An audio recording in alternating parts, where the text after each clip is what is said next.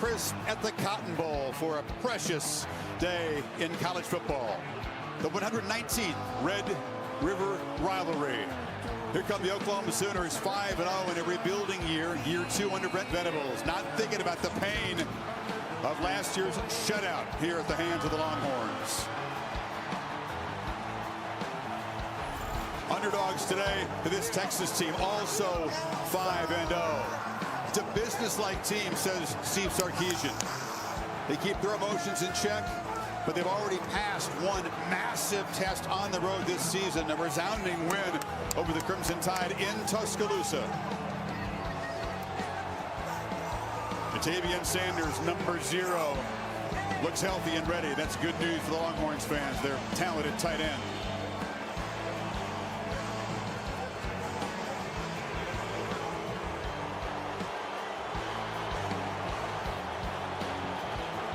Both fan bases beyond excited. Both feel good about where their football teams are, but they can't feel great because they know the challenge that awaits on the other side of this fabled stadium today. Absolutely unique. So sit back and savor the next few hours. And welcome to the All-State Red River Rivalry on ABC, presented by Head & Shoulders. And welcome. I'm Chris Fowler. Kirk Herbstreit making his way up here from the game day set. Halle Rowe joins us on the field. You know, every one of these games is precious, but when these teams are undefeated and they have championship dreams, it just feels a little bit bigger and more important. And that's what we got here today. 2 football teams that are really complete. You've got 2 quarterbacks, and Dillon Gabriel for Oklahoma, right? Quinn Ewers for Texas, playing at a very high level and surrounded by playmakers who like their matchups against the opposing defensive backs. And then, of course, there's the all-important ferocity of the trenches when these 2 teams meet. The line of scrimmage very often decides things. There is Gabriel, his 43rd start, but this is the biggest moment of his career. Couldn't go a year ago. Concussion protocol knocked him out. And the man from Hawaii, the lefty who can spin the ball so beautifully, has been in the zone so far this season. Well, it's been a dozen years since these teams were undefeated, and since '55, it's exactly dead even. 33 wins apiece. 5-0 for the first time since '08. That was a memorable season for both programs. Dallas has hosted the last 95 years. This is the final chapter, of course, as Big 12 Conference are both off to the SEC next season. Halle Rowe has a ringside seat for this one. She's with Steve Sarkisian. Well, Coach, there's been a lot of hype all week. This atmosphere is electric. How do you want your team to harness it productively? I just want them to have fun today. You know, these guys put in a lot of hard work, had a great week of preparation, want them to enjoy the moment and play good football. You have a couple of key guys that we're waiting on injury for. How do you see Sanders performing today and Jalen Watt? JT Sanders is good to go. Ryan Watts won't be able to go today. Thank you so much, Coach. All right, thank you. Great day for football, isn't it? It's amazing. Yeah, temperatures in the low 60s. It's going to be in the 60s throughout the game. Kind of a breezy day. You're watching a presentation of the Big 12 on ESPN. Kirk Herbstreit has made his way through the people and is up here. Pretty good time. Yeah, 153 to the elevator. Oh, we set the table a few minutes ago, Kirk, but as you know, this is, you can feel it on the field. It's one of those games where the emotional and physical fuel is overflowing for every guy. How do you not let that take over in a game this big? I give Texas an advantage there because of the experience that they have, not just this year, but this is a team that they've been through a lot. You know, think about the losses that have piled up over the last 2 or 3 years, some of the embarrassment moments that they had, and this is now a veteran team that survived that. Oklahoma in the second year with Brent Venables, this is new for them. They got embarrassed last year on this field. I think they've used that as motivation to get them ready to play and avenge that loss. What happens on this field just resonates forever in this rivalry. Moments so powerful through the years, and sometimes today keep an eye on the small moments because they can be magnified and have a huge impact on the outcome. 50-50 as always the crowd to the left side as you watch this. The Burnt Orange Nation, the Crimson of the Sooner Nation on the right side. OU won the toss, and Brent Venables, as he does, deferred. So Texas will get the football first.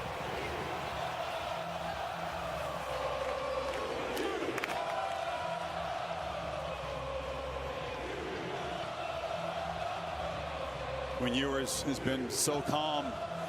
He was quiet, very introspective in our meeting last night, but he knows what it takes to get his mind right for this. Keelan Robinson back to return this one. Zach Schmidt, very solid kick for the Sooners to get it started. Red River, number 119. Robinson drifts up and he'll have a chance from the 11. Good coverage. The Sooners flew down the field behind that high kickoff, and Ewers backed up the 19-yard line as he comes out for his 16th start. He's only 20 years old. Seems like he's been around longer. Got a taste of it last year in a mismatch. He knows the challenge against this OU defense is a lot bigger today. No doubt about it. I really thought there was a potential face mask there on Oklahoma on this kickoff. But keep in mind, you mentioned a 50-50 split. Texas will start the ball, and Ewers right in the heart of the OU side of the field with that crowd being a factor. Jonathan Brooks had a great first 5 games at tailback as he get the ball immediately to Xavier Worthy. 2 years ago here he scored from 75 yards out on the first play. This time he takes a loss. I think Woody Washington, one of the vets of this Oklahoma defense, it was a part of the loss. What a job of setting the tone. I know it's the first play, big deal, but it's a screen where he just throws the potential block on him by Jatavian Sanders and makes a big tackle for a loss. Both sets of DBs will be tested in coverage and in run support today. Ewers has the football, gets it out, almost threw it. He did throw a pick. Right to Gentry Williams, who jumped the route. A huge mistake for Ewers, and OU will take over in the red zone. Ewers gets confused here, Chris. He had 2 slants. Oklahoma does a good job, and what an unbelievable job by Gentry Williams jumping this route. Watch the hesitation by Ewers. He's unsure, he throws it anyway, and a heck of a job by Williams undercutting that, getting in front of Mitchell, anticipating that slant. Great job by OU's defense on these first 2 plays, and now what field position to start the game for Dillon Gabriel. Picks in back-to-back games for Williams. Marcus Major is the back to the right of Dillon Gabriel. He's got the football in the flat, gets a block on the edge from Stogner, the tight end, but Texas shuts him down. There's hopping going on out there. Dillon Gabriel, a quarterback that did not get a chance to play in this game. Second year in this system. They are going to go really fast today against Texas. Gabriel, who can run it, takes off, has some space. Actually, it's a Farouk in the backfield there, a wildcat snap, so early wrinkle here, solid gain. Yeah, Farouk, receiver here, just kind of, as you say, a little wrinkle to catch Texas off guard with the tempo. And in 3rd and 1, they hammer forward and get a 1st and goal. You know, you and I talk about this. It's much like what Tennessee was doing last year with Hendon Hooker and that Josh Heupel scheme. Very similar style with Jeff Levy. It is so fast. You practice it all week. So difficult to simulate and get ready to see it until you see it for the first time. Gabriel, long throw. Cutting in was Andrew Anthony, not quite on the same page. Terrence Brooks in coverage. They don't have Ryan Watts, their excellent corner today. And they'll test that corner who is in. And one of the things you got to deal with is not just a tempo, but OU is going to get the ball out of Dillon Gabriel's hands as fast as they can. They have a great deal of respect, as they should, for Texas's front and their ability to apply pressure. That ball gets out quick. Gabriel takes off, darts up the middle, and scores! Sooners draw first blood, quickly cashing in the pick.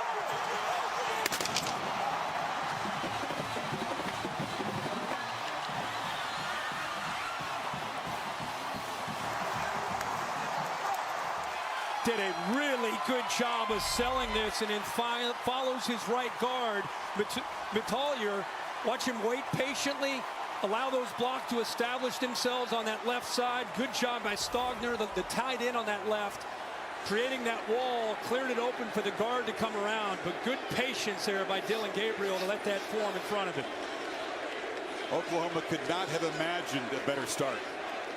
They get the takeaway, just the second pick that Ewers has thrown this season, and Gabriel takes it to the end zone for the 5th time as a runner, 4th in the last 3 games. Defense with a big interception. Remember, they were torched a year ago. They come back, get the turnover, give Dylan Gabriel great field position, and the Sooners cash in here early in Dallas. A sunny, breezy day in Dallas. Aerial coverage brought to you by Goodyear, celebrating the challenge of road games everywhere. Are you ready for the road? Goodyear, more driven. Less than 2 minutes in, the Sooners up by a touchdown, and Kirk Ewers, who tried it out a few minutes ago to start this game, has got to shake off a terrible mistake. It's the second pick that he's thrown, by far the most costly.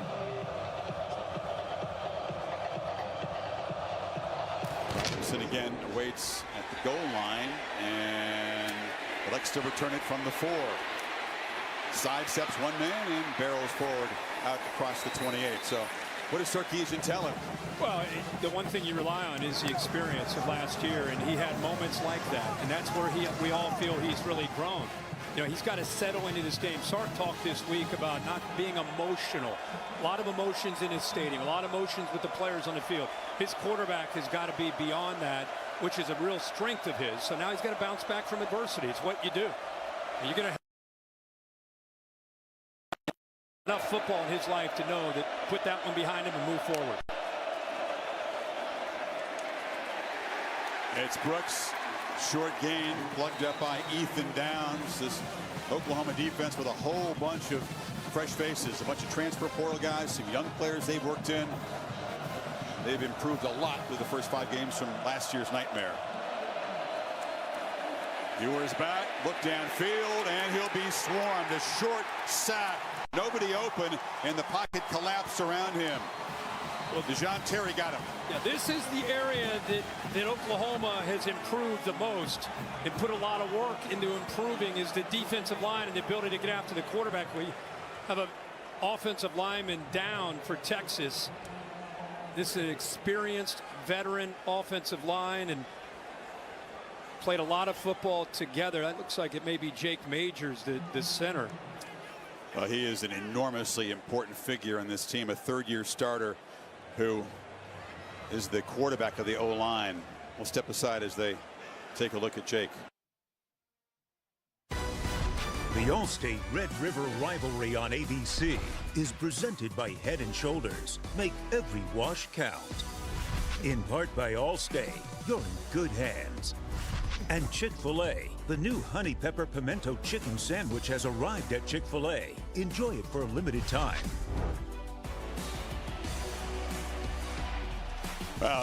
Here's the sack by DeJohn Terry. As he fell on the back of number 65 for Texas, the center, Jake Majors, who walked slowly to the sidelines. Here's another look. And again, one of the mainstays of this offensive line, the left leg there gets rolled up on every offensive lineman's worst fear. On 3rd and 13, Ewers just flips a little fluttering pass to Brooks out of the backfield, who had too much work to do to get there. It's tackled by Danny Stutzman, the top tackler in this conference a year ago, and the Sooners get off the field with a stop. Bathroyd does a good job. You see him almost go down 80, but he forces him out of that pocket. Man, this Oklahoma defense, to think about where they were a year ago, 49 points allowed in this game, almost 600 yards, 6 yards a carry, 36 first downs. These first 2 drives for Texas, they have been relentless. And now down into Oklahoma territory is Jordan Whittington, the wide receiver. Sarkisian feeling something had to change early, and he rolls the dice, Kirk. You're exactly right. A late shift. Oklahoma not seeing that, so they were able to outflank them on the edge, and he's able to get the yards that he needs. You see it all the way out here. Oklahoma did not adjust. It was a late break of the huddle. Oklahoma caught completely off guard, and I love your point about know its own territory. He had to do something to create a spark and a little bit of momentum. Whittington playing in his 4th edition of the Red River rivalry makes a big play, and now Ewers, he's been harassed a lot early, tried to flip it to Brooks, kind of a sidearm throw, but Ethan Downs made him uncomfortable that time. How about that? I thought he was across the line of scrimmage. Maybe he was just barely behind. It was very, very close. You see the line of scrimmage at about the 48. Look at the pressure. A lot of good coverage downfield. Boy, his whole body looked like it was across the line of scrimmage. If anything, maybe just a foot staying behind the line, but no flag. It just takes one part of your body to avoid the penalty, and they do. And this is the kind of run that Brooks has executed a lot this season. The quick burst up the middle, well blocked. Key Lawrence stopped him. Yeah, Hayden Connor, left guard, nice little counter play here along with Gunnar Helm. And now they're showing Oklahoma some of their own medicine going fast. Sooners defense not lined up, but they close down Brooks very quickly. And he's stopped at the 40. Gentry Williams, who had the big pick, makes the tackle, and now another decision for Sarkisian. It's 4th down. Trying to catch him off guard. Oklahoma did a pretty good job again up front. Boy, that defensive line is penetrating, very active in this game.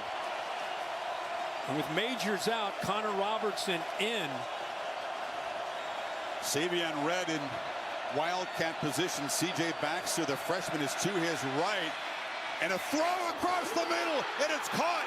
Complete. Sarkisian with another big gamble. Now the ball's loose at the end of the play. And it's ruled a fumble recovery by Oklahoma. Gunnar Helm, the tight end, caught the pass and then fumbled at the end. And Savion Red is known as you said, a wildcat. He's a runner. Hasn't shown this a lot. He's a running back, but he's the defense communicating. Hey, he's in, so let's get our eyes up here. They blitz this backer. Look how the defense collapses down. So it's a great call by Sark. One step ahead of the defense, and Brent Venables, you can see the ball almost comes out. Boy, his right knee may have been down. Bring in Bill Lamagne. Texas crowd reacted when they saw it on the big screen. Bill, what do you see from this play? This is an enormous call early in this game. Yeah, they're doing a review on it right now, but the knee's down. And then the ball comes out. Replay's going to reverse this. They keep the football. Bill, how about he bobbled that initially? It is grasp right there, Bill. It's kind of starting to lose control at that moment. Look, he started to lose the football. They're trying to knock it out right there, but good job of showing strength to hold on to it. Now he's got it secured, and as Bill said, it's really close. It really is. It's a barn burner. And it's a barn burner. Usually go what? With the call on the field? You have to go with the call on the field.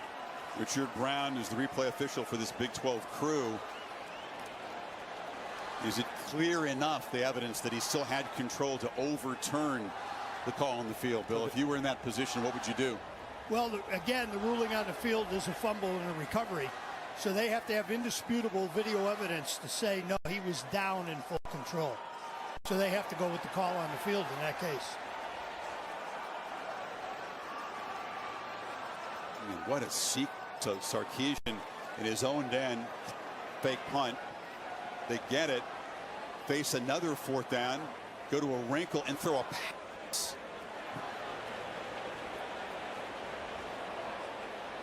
It's all going to come down to whether or not they feel that ball was slightly moving before that knee touched. Well, they review this. We apologize. We're rolling with some serious technical issues in the first minute of this broadcast. We hope our crew will do a great job, but it's a power issue, and our crew is as good as any trying to get things in terms of the cameras and microphones back up and running. The last view that I just saw from the replay booth, I've got firm control of the ball with the knee down. Okay. But you went back and forth a couple times, didn't you? That's your final verdict. Yeah, I'm going with it. Now you just saw a different shot that he feels better about. What a call this is, whichever way it goes. I mean, everything going Oklahoma's way early. The fake punt to keep the drive alive. A potential conversion here. Like I said, the ball gets punched right there by Billy Bowman. He's able to keep control of it, and then it starts to come out. But it's all about the judgment if the knee was down before it came out.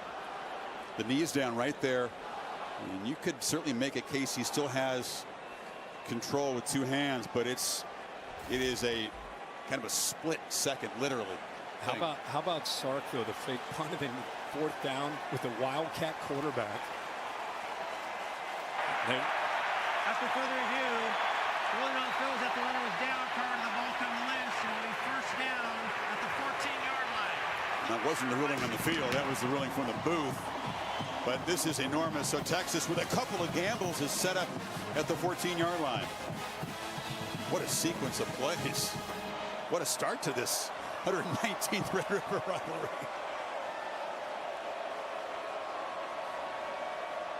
Texas working toward their crowd, should have the benefit of a relatively quiet series as they try to tie the score here. And here's a reverse, another wrinkle on the end around as Keelan Robinson. Sark is showing a lot in this first 20 plays that he comes in scripted, and he's been off script a couple times. I think he's had to adjust, because I think what surprised him is he had a lot of respect for what Brent Venables has done through recruiting to see this defensive line. They punished him a year ago, but Brent Venables in this second year, he's got different folks to work with up front, and they are winning the line of scrimmage. Sark's forced to get the ball out away from that front. Robinson and Brooks flanking Ewers. And a throw. Sanders tipped up in the air and intercepted. The second takeaway. Kendall Dolby comes up with the pick. Billy Bowman batted it up in the air. He batted it up in the air, and he went right through Sanders' chest in the process. He's the veteran back there, just a grinder. How fitting for him in this rivalry game that he makes this play. Just sitting back here waiting for the potential threat right there. I think viewers at home watching it live wondered if it might be a defenseless player getting hit up high. Ball's loose, but he hits him clean below the neck area. So it's a clean hit, well timed. Ball goes up into the air. Dolby's there to pick it off. Junior safety from Denton is a big playmaker. He made an interception in the fourth quarter. A tight game at Cincinnati ended the Bearcats' hopes of winning that game. Then last week, third play of the game, it's a pick six against Iowa State, and now this huge hit. And one of the big weapons in this Texas offense, Sanders, and Oklahoma, 2 takeaways. Texas offense only had 2 turnovers all season. Now a wrinkle from this side is Gabriel, the quarterback, is split out wide. Stepping under center. Now he'll move back and take the pitch. It's Farouk running left. A lot of movement by the Sooners, just trying to affect the communication of Texas. They're in play position. Major stutter step, then will be swallowed up from behind after a short gain. So Oklahoma backed up for this possession, and Texas defense doing a good job so far. They've created a 3rd and 13. Aaron Sorrell on that stop. And now it's super loud for Oklahoma's offense in this end. Yeah.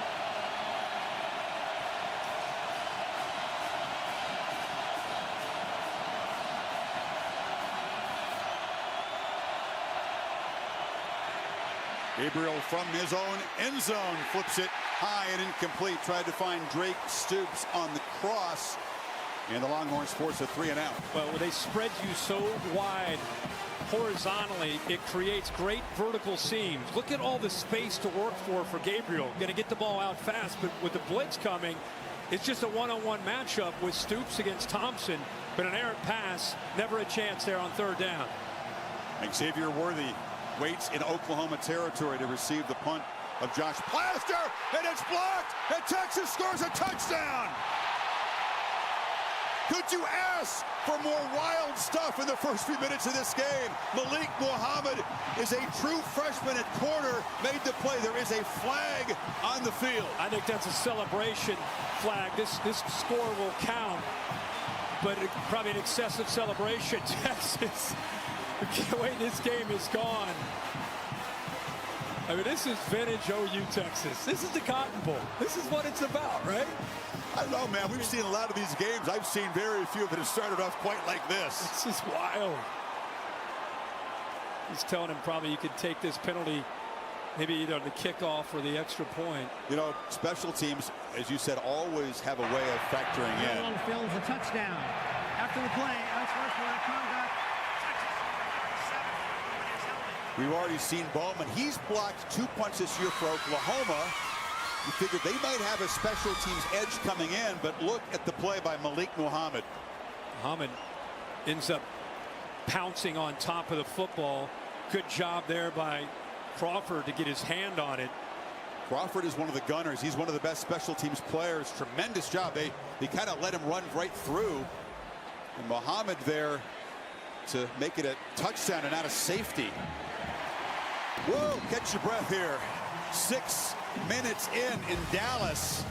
Some wild stuff. 7 apiece. Leading the 4th-ranked Buckeyes back to Chris and Herbie. Kevin, Dan, thank you. A lot going on this noon Eastern time window. But say that none again. wilder than what's going on here. 2 interceptions. Hit a fake punt. Then at a 4th and 1 resulting in a fumble that was overturned. Then a block punt for a touchdown. That's all you've missed if you're just joining us. Lefty Stone to kick it away. Farouk, who's featured in a variety of roles here in the early going, is the returner. And into the wind, he's going to have a chance from about the 14-yard line. And now a trick on the return.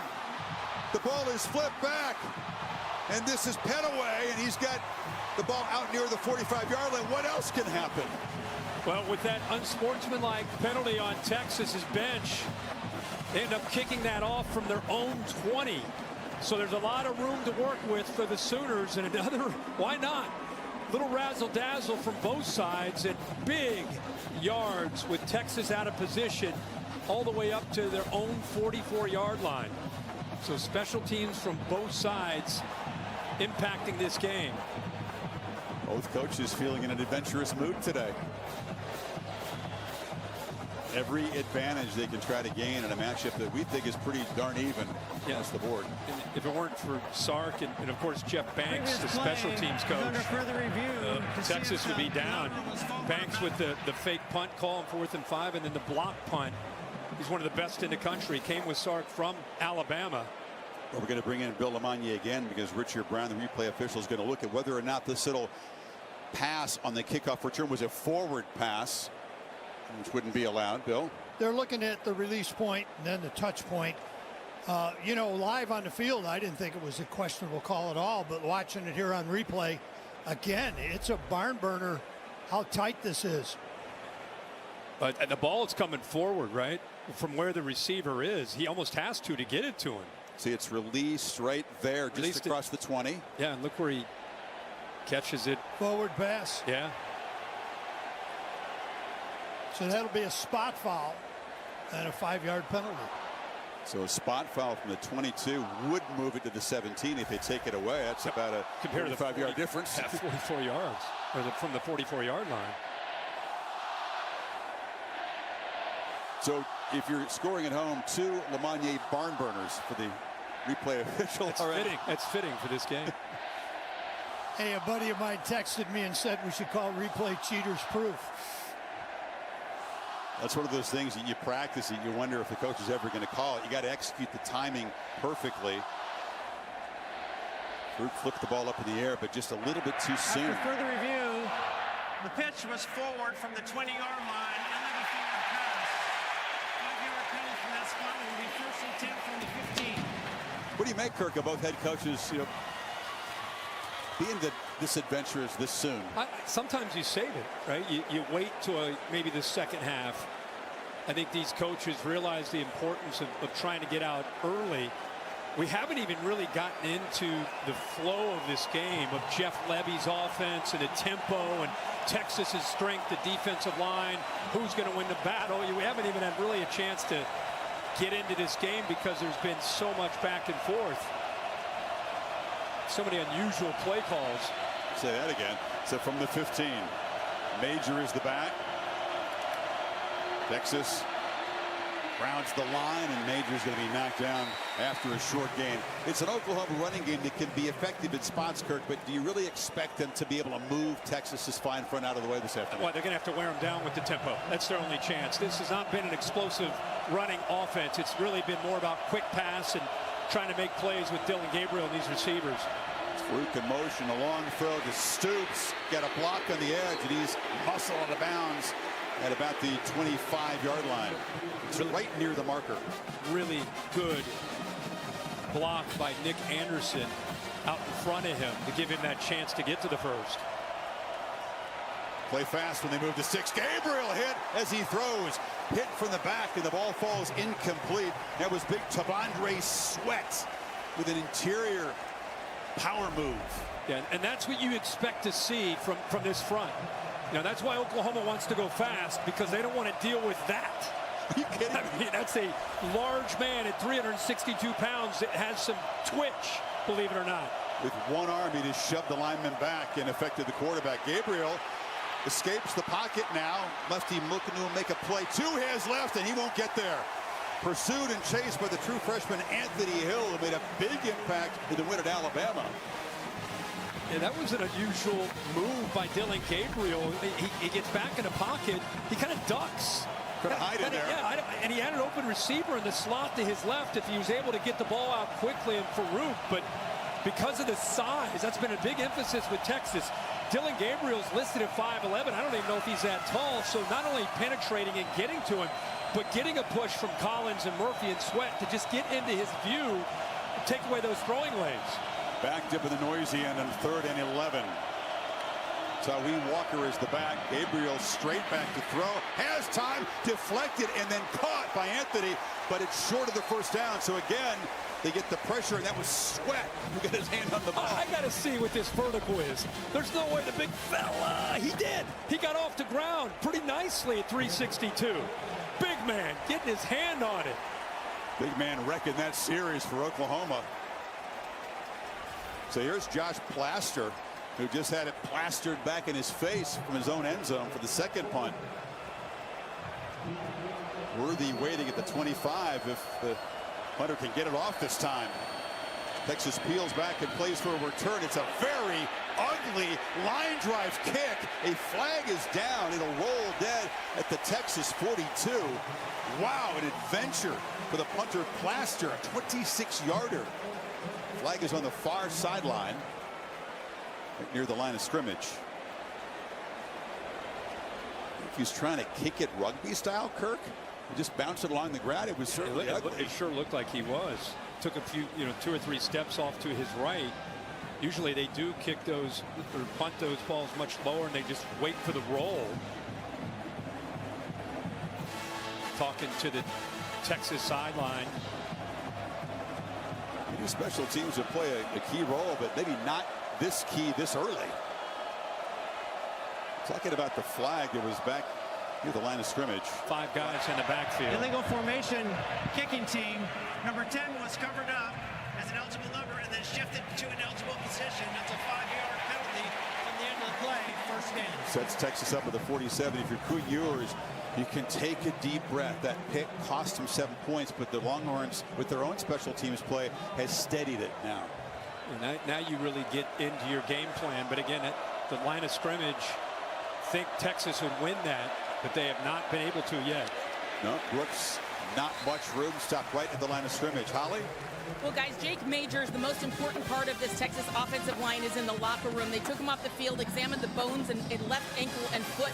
He tried to push off on it. It was not working, so they've taken him back inside. It's a huge deal. He's the most effective communicator up front. He sets the protections, the lines. He is such an integral piece, and the guy replacing him right now is a freshman, a redshirt freshman. It is a big storyline to watch, guys. It's Connor Robinson. Now, you're right. Majors has a tremendous calm about him. A great center's personality that Ewers counts on. He'll have to make do. This is Whittington on the near side. Makes the catch into Oklahoma territory. And that was a much better job of giving him some time.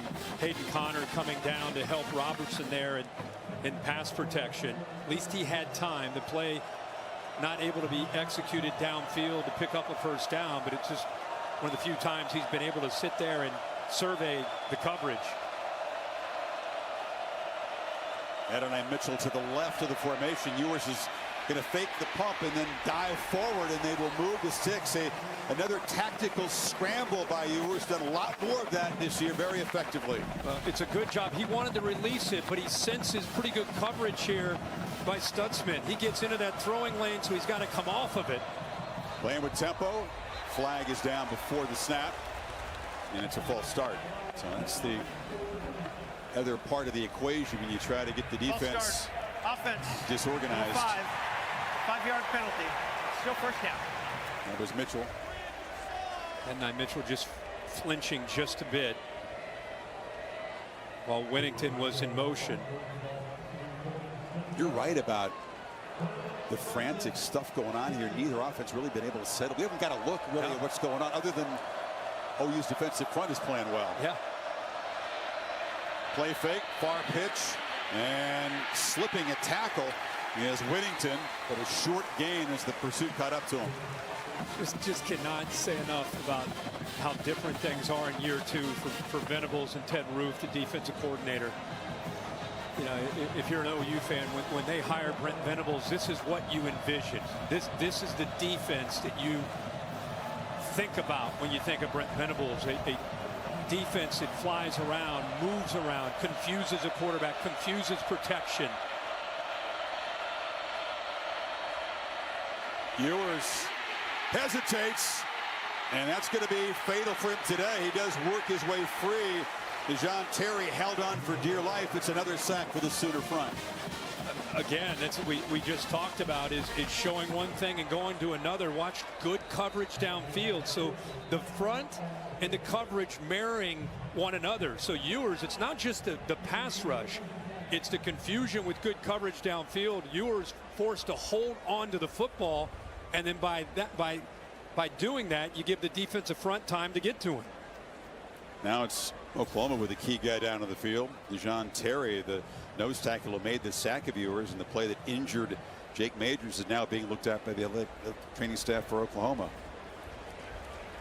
If you look at Terry and Ford, Lacey, Laulu, I mean, they've got 4 transfer portals of guys that have come in and made a difference and added depth.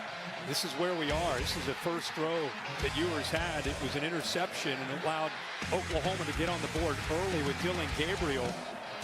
But give Texas credit. They came back. They looked like they were going to drive and put points on the board. Interception. Defense does their job, forces the punt, and Jeff Fake's unit comes up with that block and a touchdown to tie it up. In the middle of all that, a fake punt and Sarkisian call that worked. 3rd and 19.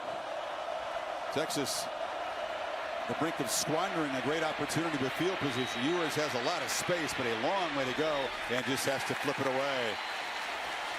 This Texas offensive line is missing their center, is having a hard time protecting the quarterback right now. They are, and Ewers, you know, a quarterback that I think came onto the stage against Alabama and played so well. I think everybody around the country is really excited about Texas and this offense and its potential.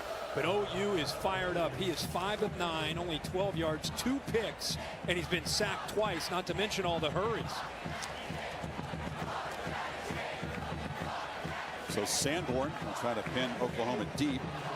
Gavin Freeman, 5'8" sophomore, standing back at the Oklahoma 8.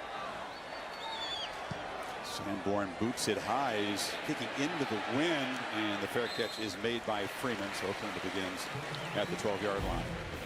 Well, tomorrow, Sunday NFL Countdown. See how Christian McCaffrey has been inspired by Bruce Lee. And a Monday Night Football in Vegas. The Raiders host the Packers, 8 o'clock Eastern, 5 Pacific. Peyton and Eli on ESPN2. Packers lost to the Lions. They did. Lions are real. Well, they're packed up deep in their own territory again. Special teams impacting this game beyond the obvious. OU wants first downs, and they want to crank the tempo. It's the back. Tyree Walker in motion. Gabriel took a quick peek and then just runs it up the middle. We're going to have to keep a spy or someone focused on him. He's hurt every opponent running the football. Well, but Texas thinks a big key in this game is their defensive line being outnumbered because of the formations with the receivers. You have to spread yourself out, but if you can stay with fewer numbers in that box and still get away with it. He picked up 5 on the first down. Now Walker, who's 5'9", but is built like a tank. Look at the power there. 216, and he seems even bigger than that. It's a first down. I don't know how he got that. I mean, he was met maybe 2 or 3 yards short of the first down, but that power allows him to fight for those last couple yards to get them out of the shadows there of their own goal line. He's very thick.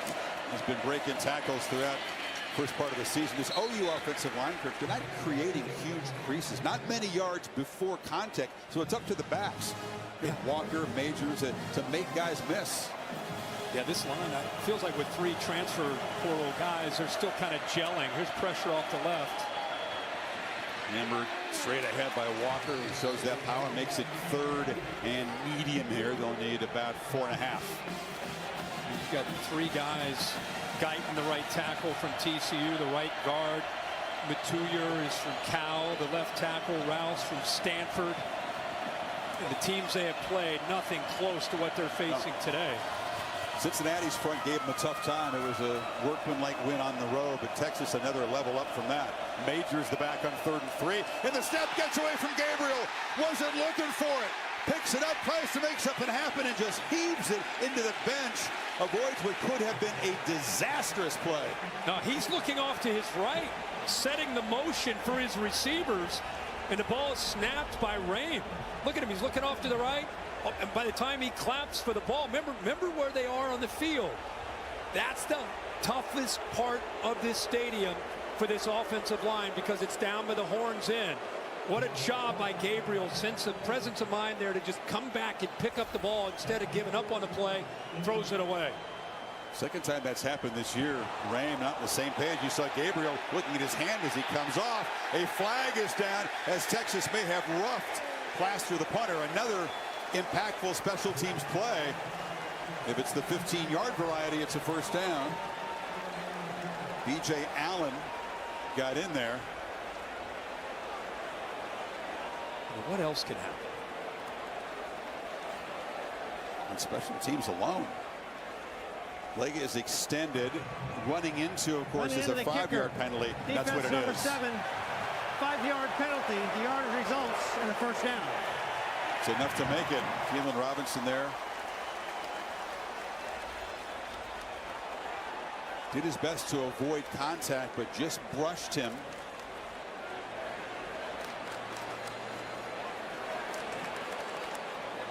And that's all because Gabriel Kirk was able to round up that early snap and make something of it. If they take a loss, they're back way up. Penalty like that wouldn't have made a difference.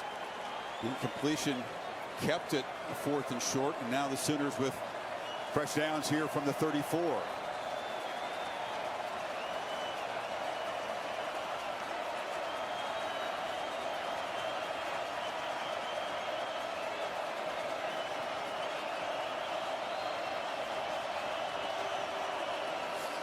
Off the play fake, Gabriel backpedals and launches downfield for Jaleel Farouk, who makes a catch at the Texas 21. He beat Jalen Catalon, the safety, our first downfield play today. Well, this is a matchup they want. Catalon is known more as a thumper, and they're able to get downfield, create that one-on-one matchup with Farouk. Nice job of locating the matchup, and Gabriel puts it out in front of him where he can run under the football. 43-yard gain. This is Walker hammering to the right.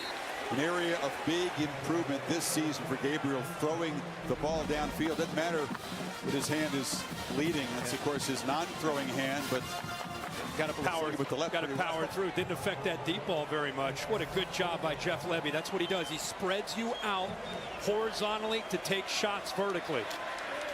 Walker breaks the first tackle, but is spun down behind the line of scrimmage by Jalen Ford, the leader of this Longhorn defense, who sets the tone.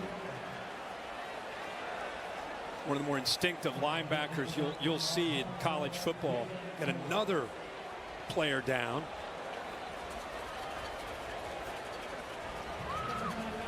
Stop the clock here. 39 seconds remaining in a frantic opening quarter. Dallas. They played this 119 times. I can't imagine too many first quarters with more wild stuff happening.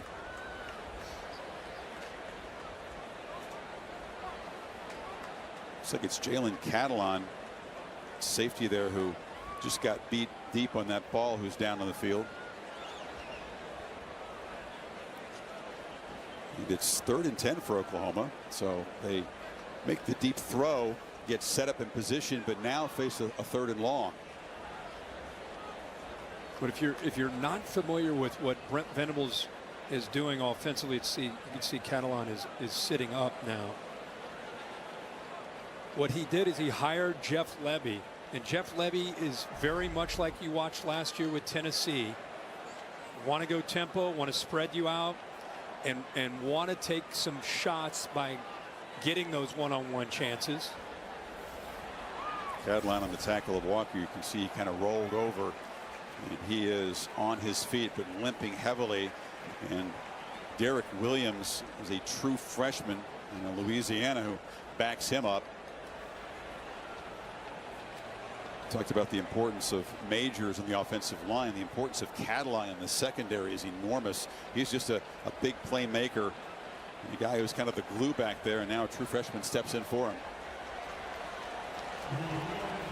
See what Jeff Lebby has got cooked up in this 3rd and 10. Blood in the pants of the quarterback.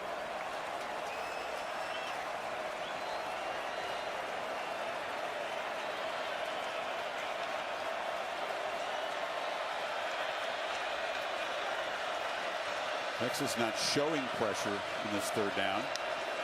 They don't bring it. Gabriel from the pocket, a long throw to the far sidelines, and a diving attempt. Anthony, does he have it in bounds? Yes, he does. You see the accuracy and the arm strength of Gabriel. And it's a long throw for any quarterback. What an accurate throw. And a heck of a job by the transfer from Michigan, Anthony, to get that left foot down. I don't know. They stop play. They're going to maybe take a peek at this one too. The look that we just saw, unless he bobbled the ball going out of bounds. I mean, he got his foot down for sure. Further review, it's a great look at it right there. You see his left foot down. Now, did he lose control of the ball after we lose him there? Let's see if it's a better look here. That's the only thing that could prevent this from being a catch. No, it looks like he has it. What an effort. What a throw. Left foot's down. Right arm seems to have that football locked in pretty good. Yep, that's the catch. Like I said, the only thing is if he bobbled it after, but it doesn't appear that he did it all. He didn't lose control.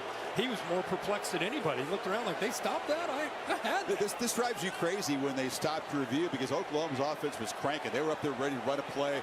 First down from the 11-yard line. Now Texas gets a chance to take a breather and maybe coach up Derek Williams, who's been thrown into the fire. Yeah, freshman. That's where I was going with Oklahoma's style of offense. Again, it's much like Tennessee with Hendon Hooker and what they're doing this year with Joe Melton. It's fast, fast, fast. You see Auburn, any of these teams, anytime they can slow an offense down, they'll have a guy that's, that potentially has an injury where he'll just go down even if it's not an injury. Injury in quotes. Yes. And so you're right. They want to go as fast as they can, and things like this slow down Dylan Gabriel and the rhythm of this offense. There was a slight bobble of the ball, but he got his right toe down just before the knee hit out of bounds. So he did regain control. Wow. I didn't see any bobble. Good for you seeing that. Weird start, but now Gabriel has found some rhythm here with the deep ball and the great 3rd down completion. Walker into heavy traffic. It's just hard to move those 300-pounders in the middle. That's where the big boys. That's where the big boys are, inside there. That's tough sledding. Well.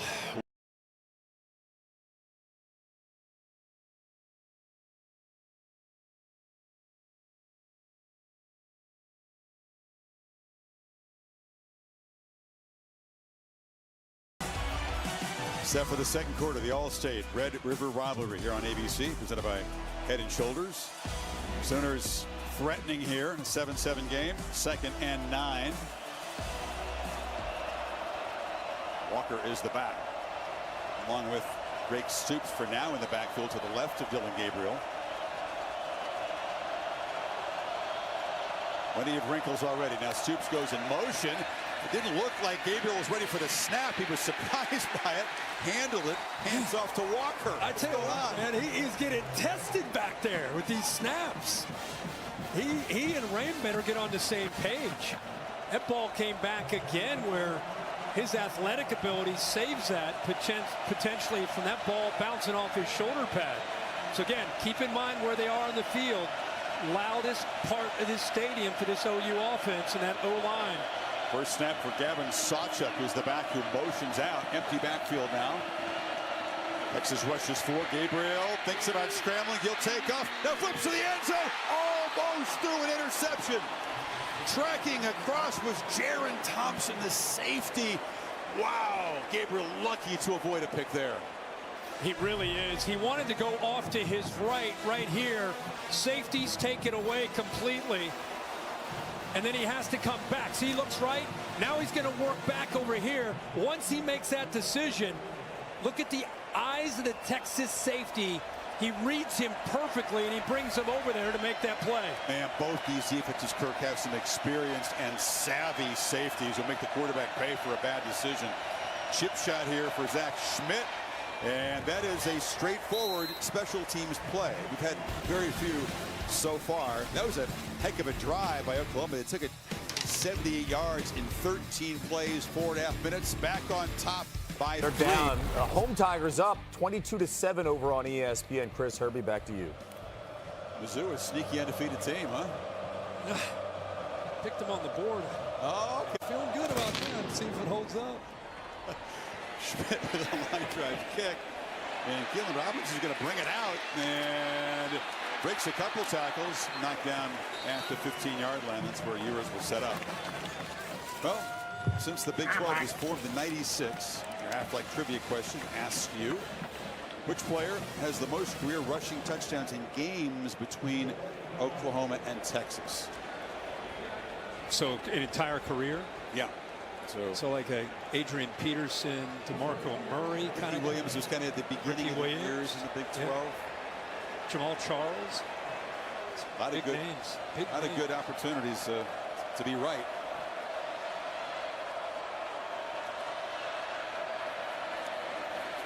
Handoff running left is C.J. Baxter, the freshman who was the game 1 starter, but then injured his ribs and had to miss some time. But he's powerful, instinctive, shows you why he's got the 5-star label. For sure. Ewers right now doesn't have a completion beyond the line of scrimmage. 0 for 3. Looking for his first one here, and the high throw is caught for a first down across the 30-yard line by Jordan Whittington. That's all he needed, right? Just bring that up, that he's 0 for 3 downfield, and then he gets a one-on-one matchup. Nice job of using that motion. Ends up getting the ball thrown to Whittington. And now a first down throw across the middle, and the catch is made by Adonai Mitchell. Finally a little rhythm for Ewers. A flag comes in after the play, and it may be an ineligible man downfield for the Longhorns to wipe away that pass. Yeah, they're going to get him. They're going to bring this back. You can see how he's using that pre-snap movement to affect this defense and their communication. It's worked back-to-back. This time it'll have to come back. Number 62. Now, Kirk, we've run 21 plays for the Texas offense. The 2 longest plays, Whittington's 20-yard run on a fake punt, and then the 4th and 1 pass from Red to Helm, which resulted in a fumble that they overturned. Those are the 2 best plays they've had on offense. Well, very much off the script. Very much so. Majors out. Robertson in, run pass option, meaning you can either hand it off or throw it. He decided to pull, was the right read, put Robertson downfield to bring it back. And 1st and 15, they hand it off, and breaking tackles is Baxter. Just does not look physically at all like a true freshman. Very impressive lower body power. No doubt about it. A limp off. He's seen a lot of injuries. We've seen a lot of unusual plays. Hopefully he'll be okay. As you said, he's had to fight through some injuries early, and by him going down with that injury earlier this year, Brooks has really emerged as their go-to back. Over 200 last week against Kansas. It's an important game because it sets up a 2nd and 6, and now they give it to Brooks. It'll be 3rd and short. Love Brooks. I love what he can do. He plays with a purpose. has a tattoo on his right forearm about his father who passed away in March of 22. Uses that as a motivation. That's his higher purpose that he thinks about, plays with a great deal of passion. About a maturity, too, to be sat down as a starter opening game, get the job back when Baxter was injured, averages 119 a game. Lewis checks the sidelines on this 3rd and 3. Play clock at 5. And they hand it off to Brooks, who makes a big burst, breaks a tackle. They try to punch it free. He won't let him, and he's tackled at the Oklahoma 30 by Gentry Williams. Well, I think this defense is expecting a throw, but watch the combination block up front. How about Robertson doing a good job of getting up to the linebacker connect? Off guard, expecting the pass, and they crease him in the middle. 31-yard gain, and they run down and try to play real fast, and it's another false start. This offensive line didn't have a single one of these in Tuscaloosa. Incredible poise. Number 52, 5-yard penalty. But this tempo is different today.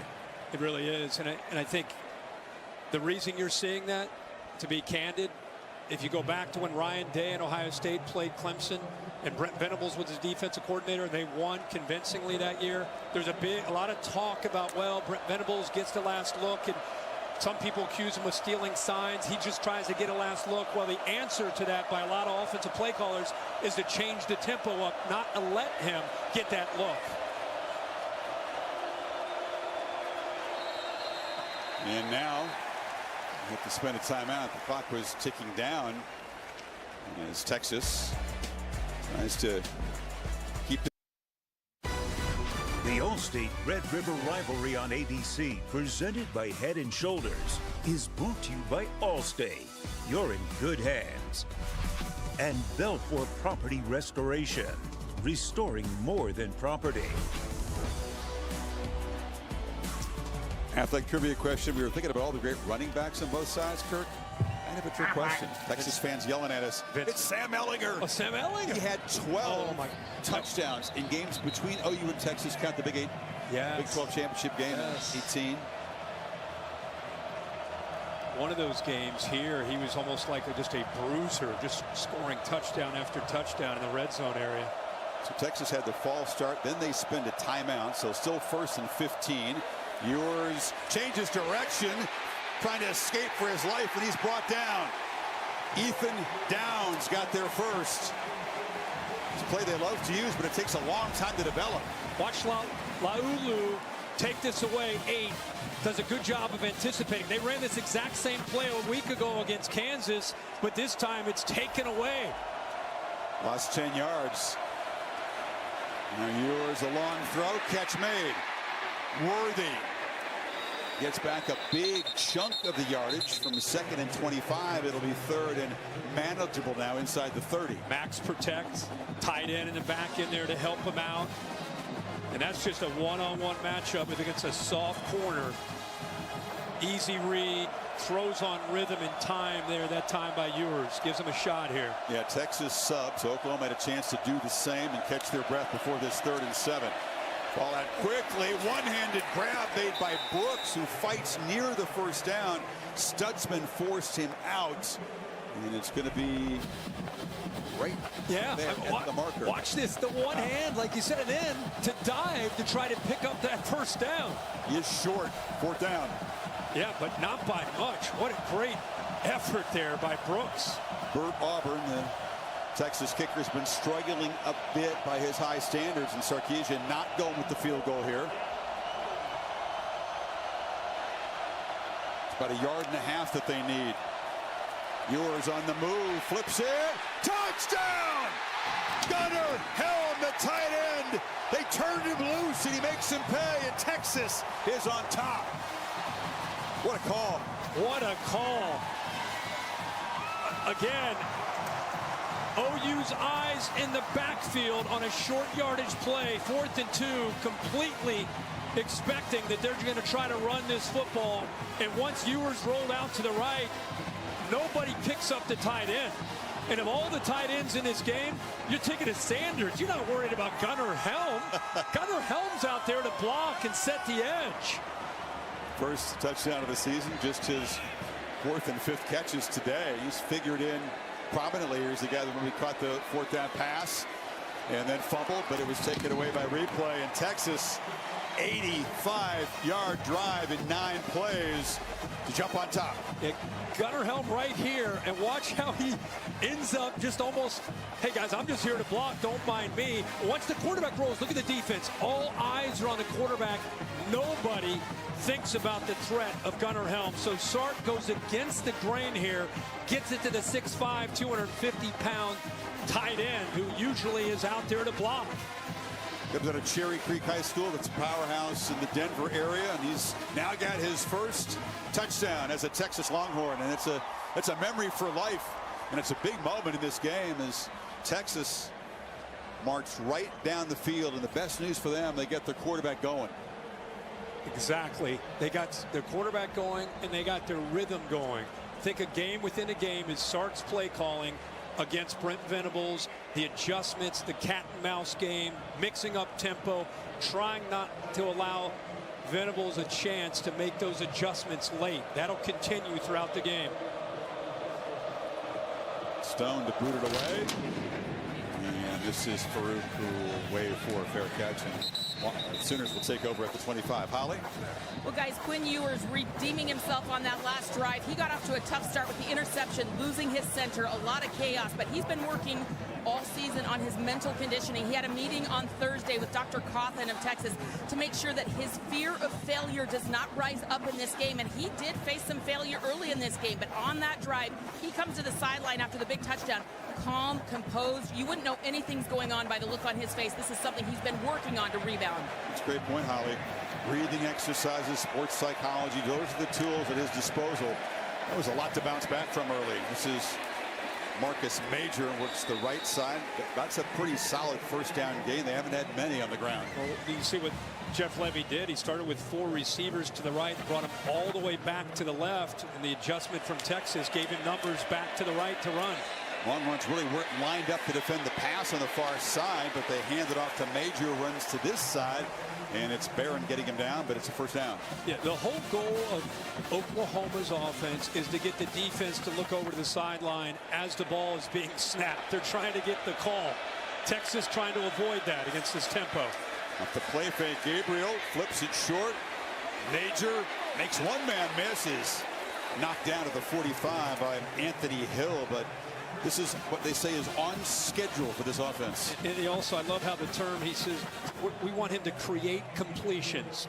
Just operating within this offense. If it's a quick throw like that, stay on schedule, let us play fast. This is the slowest you'll ever see Oklahoma's offense here. Got a faster play, 75% completion rate coming in. That would shatter the school record by Baker Mayfield as Gabriel this time plows the middle and gets nothing, so it sets up a 3rd and long 3. It was the right read. He had a chance to read that. Kind of a power play, quarterback power coming back the other way off of that play fake, but that big defensive line not letting anything get started there in the trenches. Sooners 2 for 6 on 3rd so far. Walker is the back.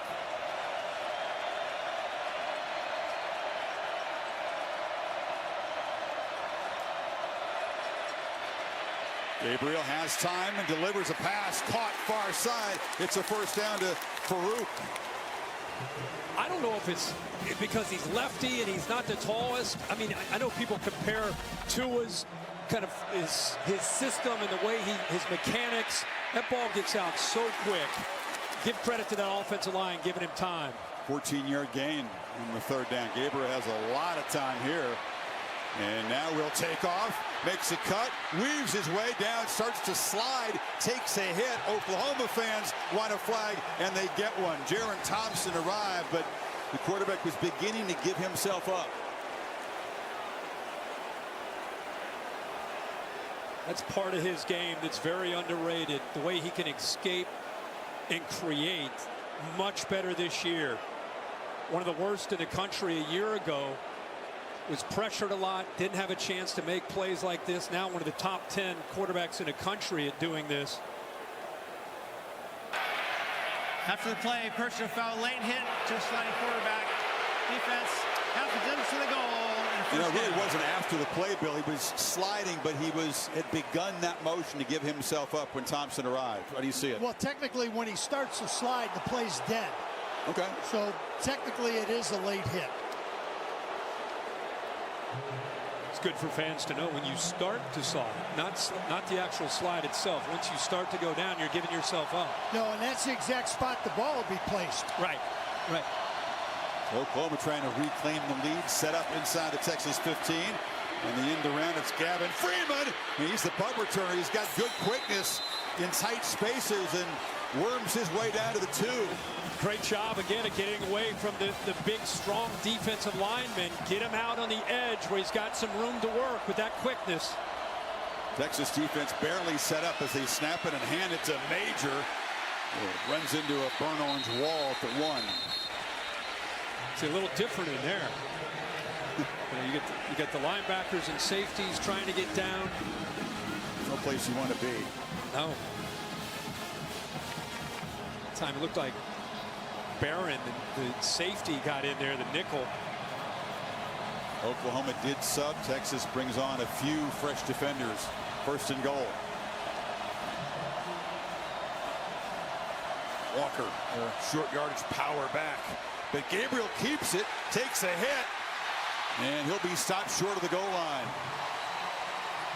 Derek Williams, true freshman, pressed into duty with Catalan out of the game. Pretty good job. He's known as a physical freshman. You can see Barron gets in there too. A lot of Longhorns, but boy, it's fun to watch Derek Williams, a 5-star with a lot of promise, being forced into duty and showing he's not just a guy that has skill. He's not afraid to get in there and thump. They were all over the quarterback that time. Gabriel already one rushing touchdown, but they handed to Walker this time. And he just waltzes in, standing up. Oklahoma answers the answer by Texas and reclaims the lead.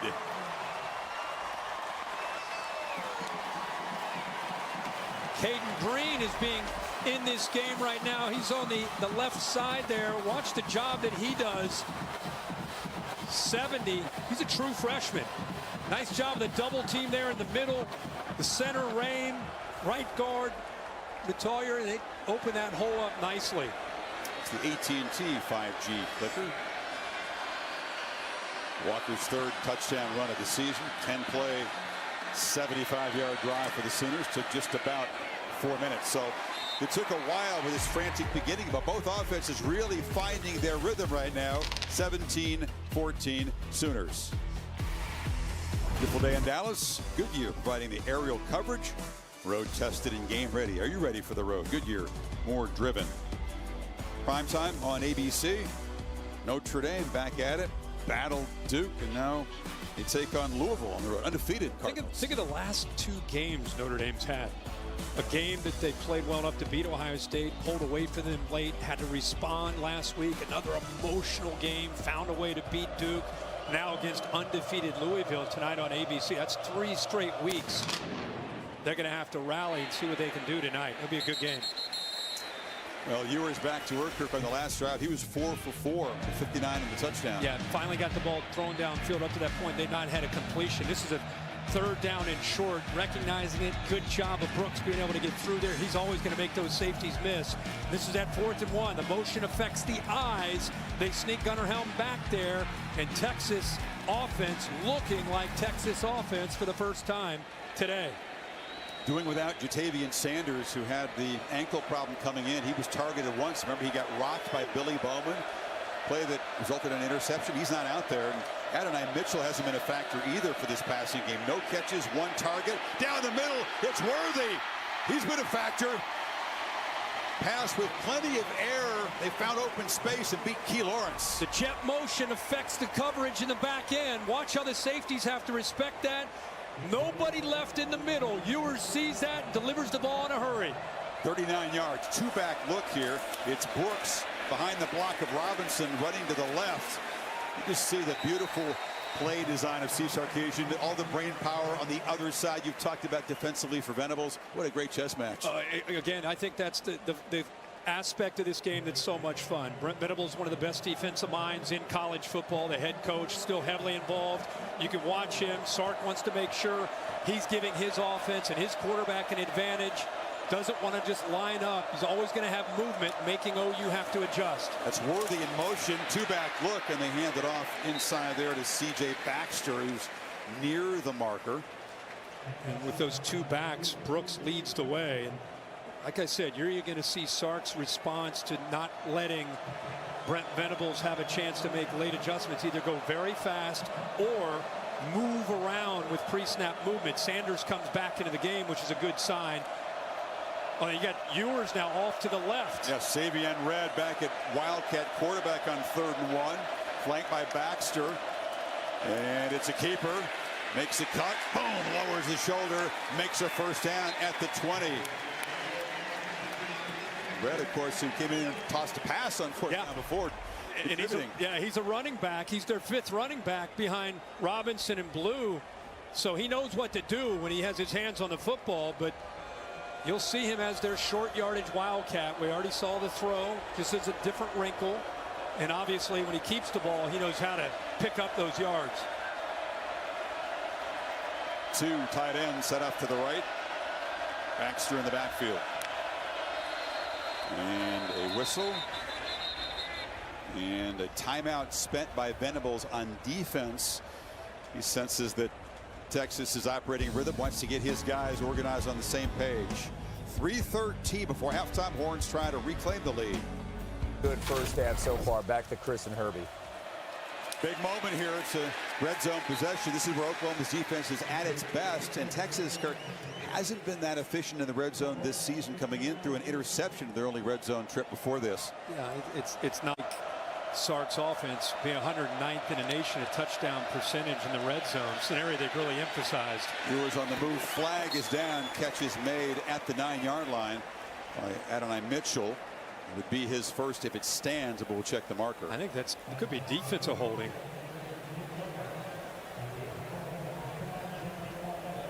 It looked to me like Winnington was trying to go out to the flat. Defender grabbed onto his jersey. Mitchell's a guy, Kirk, 10 catches, 141 yards, and a touchdown against Kansas. He's been a great big game player in his career. Mitchell has a catch in each of the 4 defense. CFP games he's played. Number 80, that penalty's declined. The result of the play was a first down. Bothroyd guilty, but they'll let the catch stand to Mitchell, and he's just a guy who's been too quiet so far. He has, but the difference he has made. You could make an argument. There are a lot of great transfers. The impact he's had on this offense has been as big as anything of any of these top contenders in the country.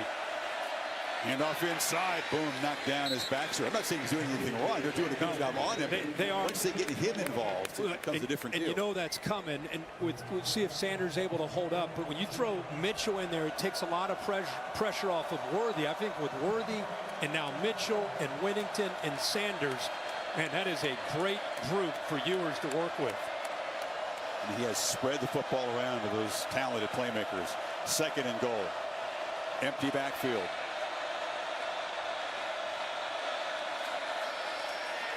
And swarming into the backfield to make the play for Oklahoma is Bothroyd. You lose 4. Who's the guy who was flagged a second ago? Yeah, but I think he saw that coming. It's a good job by Brent Venables schooling him up and getting him ready to anticipate anytime he sees motion coming to him. Be ready for that threat just in case they hand him that football on that fly sweep. It happens so quickly that if you don't anticipate it, that ball's around the corner. Heck of a job there by 80, the transfer from Wake Forest. Interesting here. You don't see this too often in college football in the first half, but a clock management timeout by Venables here. Minute 58 to go in the half. It's a 3rd and goal. So he wants to get the defense set, but he also, whatever happens here, wants to give Gabriel some time before halftime. Yeah, I think with your offense and how fast they can execute, how quickly they can attack, it's a smart move. This is a big sequence right now with 2 minutes to go. This 3rd and goal, you're down by 3. The way the game is gone, the way the game, it feels like it's heading. This is a points matter on every possession, right? And going back to your point about their struggles in the red zone, Sark saying we have emphasized it more this week than ever before because we want to go back to what Ewers is most comfortable with down in this area. Yeah, it's really a premium on Ewers' execution down here. Hasn't been a strong point so far this season. Brooks motions out, 5 receivers. Ewers has some space, pump fakes, and is not going to fool anybody. He's dragged down at the 6 by Kanak, and it's 4th down. They spread it out, went empty, create some one-on-one chances, but instead Oklahoma, they're going to sit back in more of a zone and doing a good job of keeping their eyes on Ewers Oklahoma, just in case he takes off. And Kanak is in there doing a good job almost as a spy there because of the way Ewers has taken off this year on these 3rd downs. Good job being aware of that. They expected to see more zone from Oklahoma this year. That was a well-spent timeout by Venables. They not only preserved time for their offense, they got the defense set up well. It looked like I saw Sark frustrated. I don't know if he thought that was a face mask by Kanak. I know he's upset with the officials. Looks like it. No, he came down. His forearm grazed it, but the contact was on the chest. Bert Auburn is reliable. 7 of 8 from short distance. He's had a couple of misses in recent weeks from beyond 40. Normally pretty solid down here. He'll go to try to tie things up. He's got to deal with an angle. My spotter Mike Black says, Kirk, got to keep the head down. That's the technical thing here. Keep the head down if you're a kicker when you deal with an angle like this from the hash mark. So we'll see if he does it. He can't help himself. No, he loves it. He's got a stopwatch out. He's ready. It's a 25-yarder to tie this up at 17.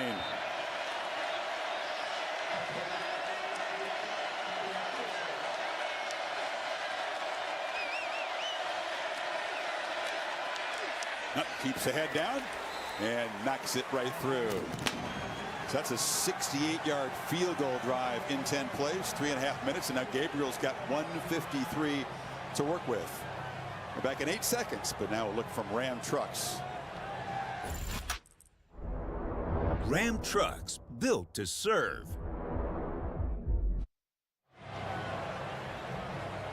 Gabriel, so experienced. Well-traveled, 3 years at UCF. This is year 2. Again, reminder, couldn't play in this game a year ago.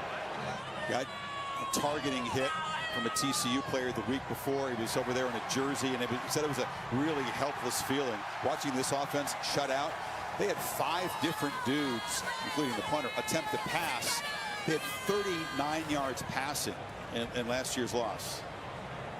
It's unreal. What a difference a year makes. But how about the scene here? For people that have never been to this setting, it is unbelievable. It's one of a kind. State Fair. A lot of people going around this stadium have no idea there's a game going on. Well, there's 100,000 people or so inside here enjoying it. Split right from the 50-yard line. Crimson and cream one side, burnt orange on the other. Very unique, and this game's living up to what you expect to see from it with some unanticipated excitement.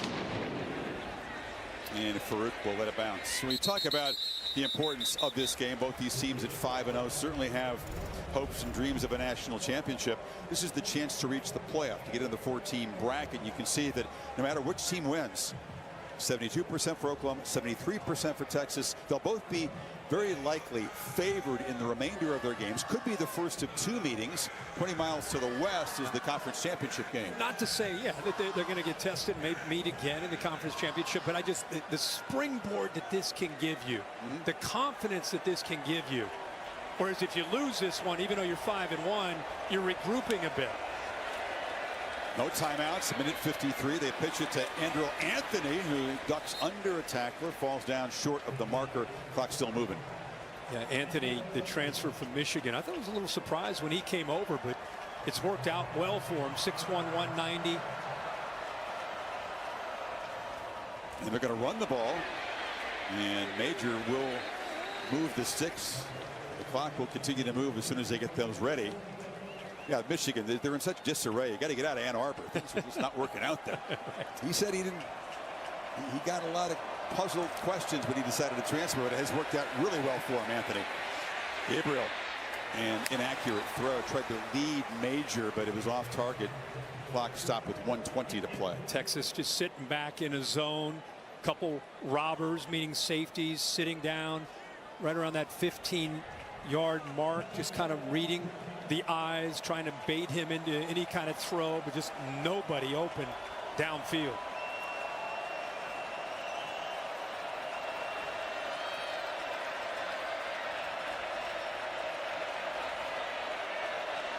Gabriel patient, checks the sideline.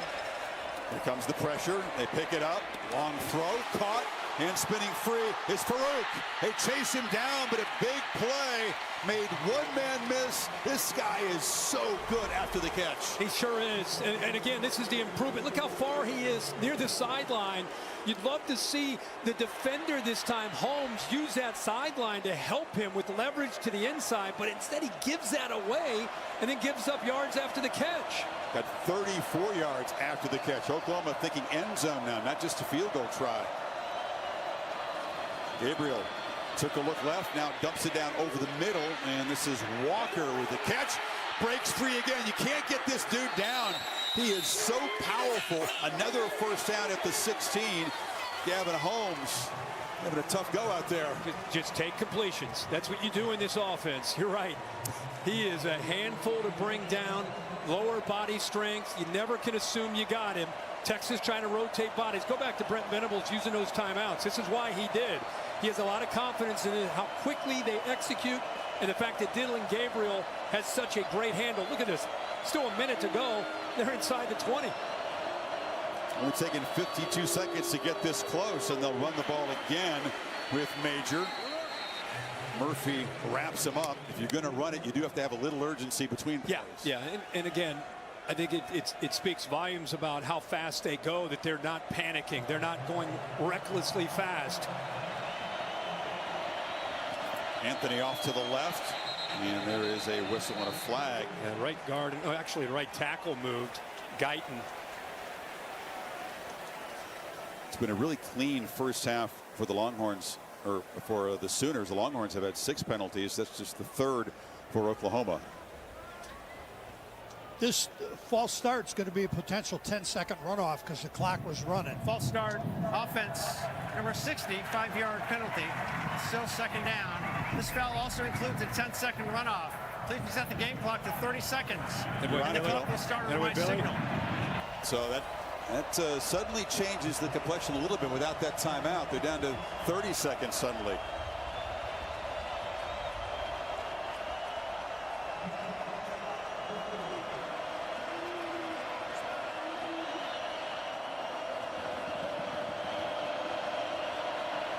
Walker motions out. Gabriel takes off, has a little crease, makes a man miss, still fights down inside the 10. He's short of the marker. The clock continues to run. Can't stop it with a timeout. What a great decision, and he has such acceleration. Now in 3rd and 2 from the pocket.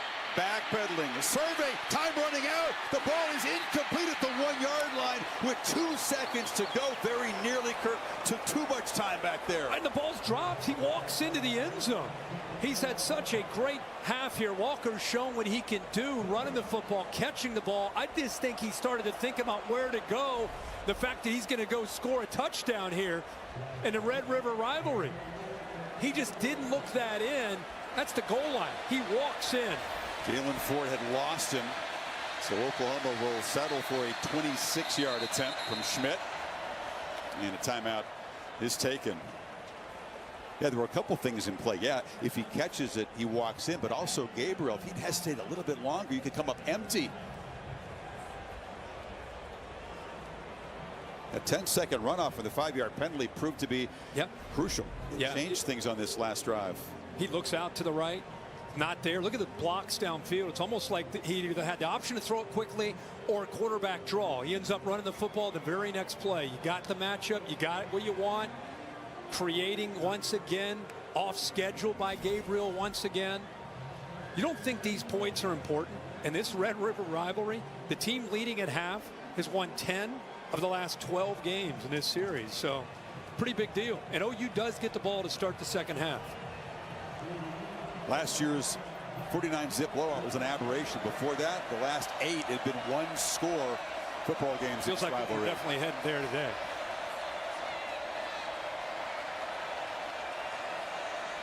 This time, Schmidt will deal with an angle from just inside the left hash.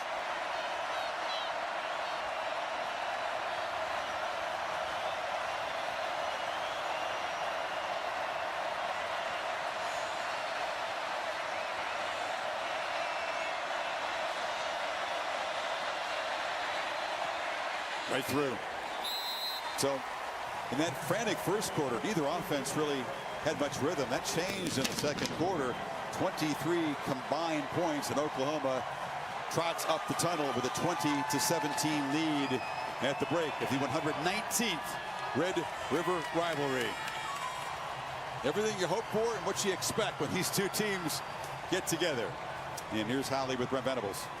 Well, Coach, the start of this game was so chaotic. How do you feel like your team finally was able to settle into some kind of rhythm? Yeah, I say embrace the chaos. You know, we talked about that a lot. And, you know, pressure's a privilege.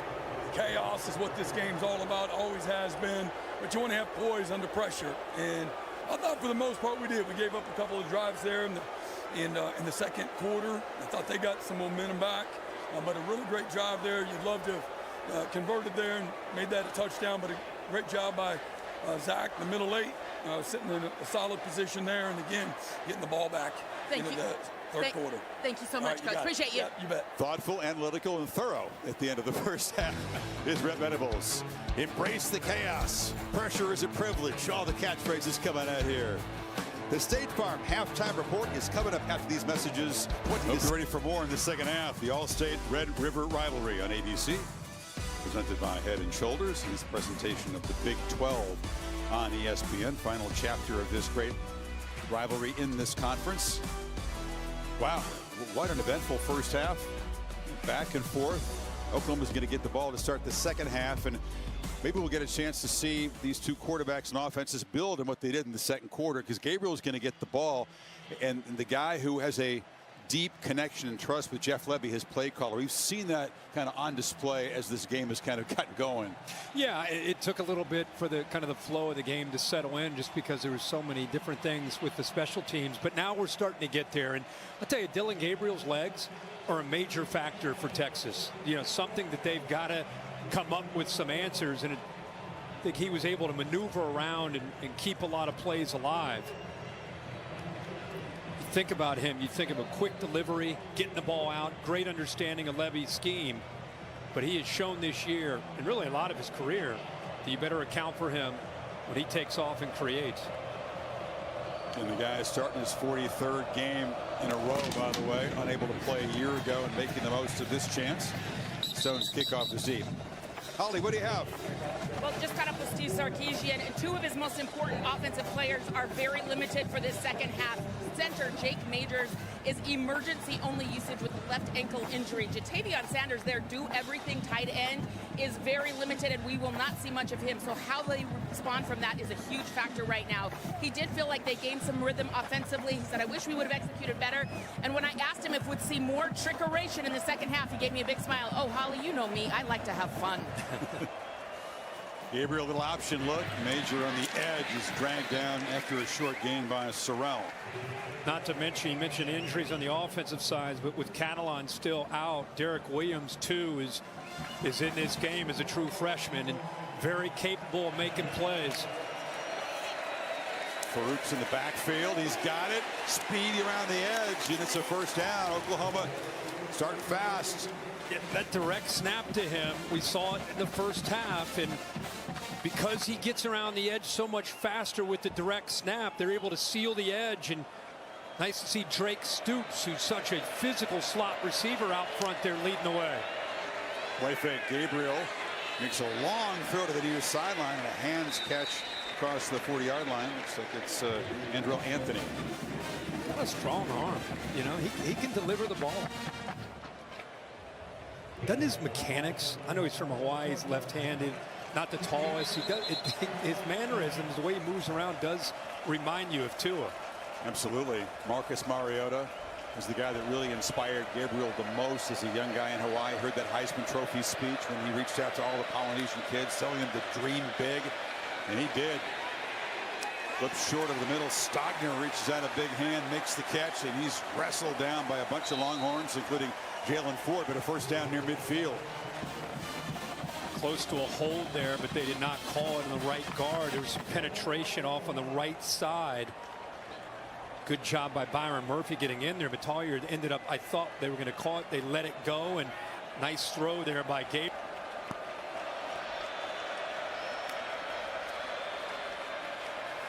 Gabriel on the slant. Catch made by Stoops and serenaded, as he always is when he touches the ball, by the crowd here, the son of the legend. Absolutely. And he's out there because he's a great football player, not because of his dad.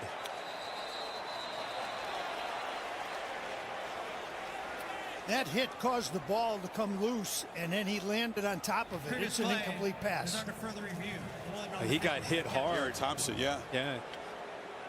I thought he maybe completed the process. The umpire was right there to call it a catch. Right into traffic. Has it initially, but what a hit there to jar that loose by, you said, Chris, Jaron Thompson, kind of the quarterback of that secondary. Sims tried to sell it like he caught it darn well. The ball hit the ground and came up. I'll tell you, Kirk, we've seen it from the very first snaps of this game, and it's not a surprise, but it just reinforces what this rivalry is all about. Guys are hitting harder, arriving faster. It's no wonder some guys have gone down with injuries in this game with the tempo. Yeah, it's the hardest hitting game we've had a chance to be.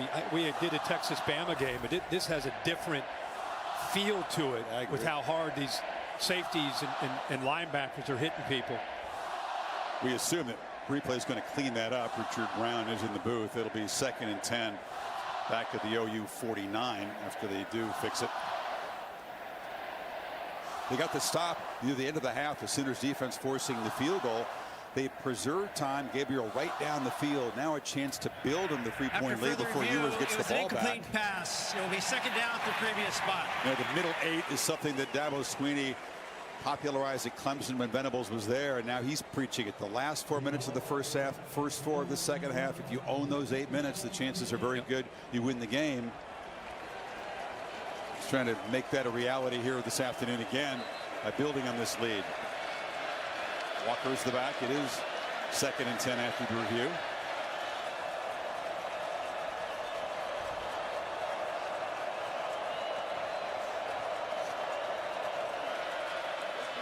Walker makes his way again. Hard to bring him down, and Anthony Hill just I'm not going to do anything but wrap you up and body slam you. That is some strength by the freshman. It is some strength, but it's a good push by OU's offensive line. The key to this game for Texas was their defensive line being difference makers. On 3rd and 2, they flip it to Stoops, who reaches back, makes the catch, and they move to 6 to the 37.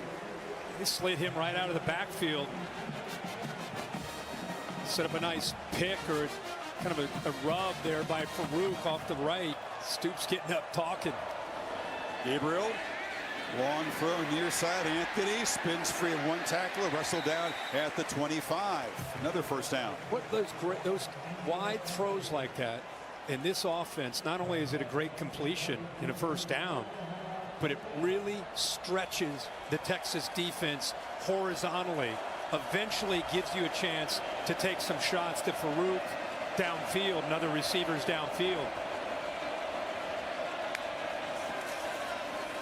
Off the fake, Gabriel across the middle, and then Stogner, the tight end, knocked down at the 14. I like how Jeff Levy says it. It goes back to the days of Art Wiles and Baylor. Make them defend every blade of grass on the field.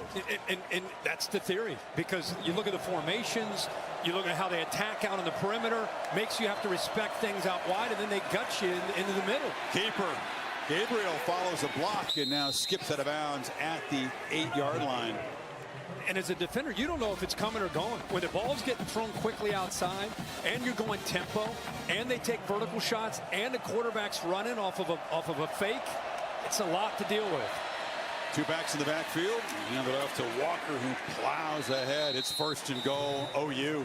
I think the secret sauce to this offense, there's offenses around the country, there's about 5 or 6 of them that run this style. When the quarterback's involved in the run game, it makes it almost impossible to throw, to deal with a quarterback that can run and throw. 2-back look again. Soup's just a decoy, and they run Walker down to the 1. Yeah, that was the same look where they threw him the ball out in the flat. He has the option to pull that and flip it out to Stoops, or give it a time he decides to give it. It came very close to punching that in.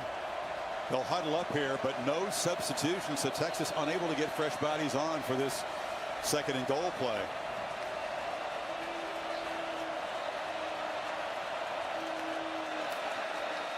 Walker.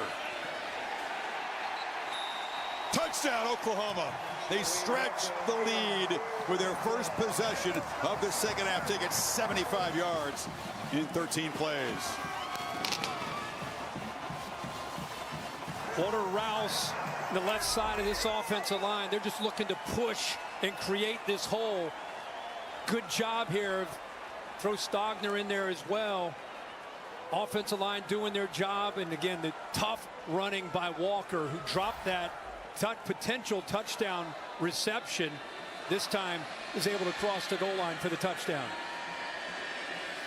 So Sooners offense has scored in 4 straight possessions.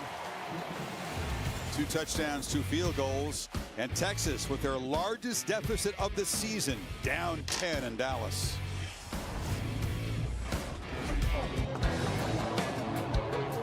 And what a difference last year. Of course, Gabriel unable to play. Davis, Bevel, the Pitt transfer, was thrown in there. They just couldn't get anything going on offense. And different story today with a healthy quarterback and a lot of balance. Yeah, what a incredible difference. 2nd year Brent Venables' system and recruiting and culture, and just making this team more representative of what he envisioned when he took over. Out rushing Texas today, which is a surprise given what they've done coming in. Robinson slips away from a few tacklers, and Keelan Robinson will be wrestled down at the 26. Zach Schmidt, the kicker, got down there and got involved. Ready, Kirk, Tuesday, dropping a buck in a new NHL season, a triple-header on ESPN. Preds and the Lightning, Blackhawks against Crosby and the Penguins, and Vegas Golden Knights, defending champions, host the Kraken. Games on ESPN+. How the Avs looking this year? Bounce back here, I would think. Yeah. So plenty of talent. The Jackets are major bounce back. Hopefully they stay healthy. They're perennial bounce back. Come on, man. Ewers trying to get things going here. And they're down by 10 for the first time this season. They test the middle, and that's Danny Stutzman, who just swarmed in there.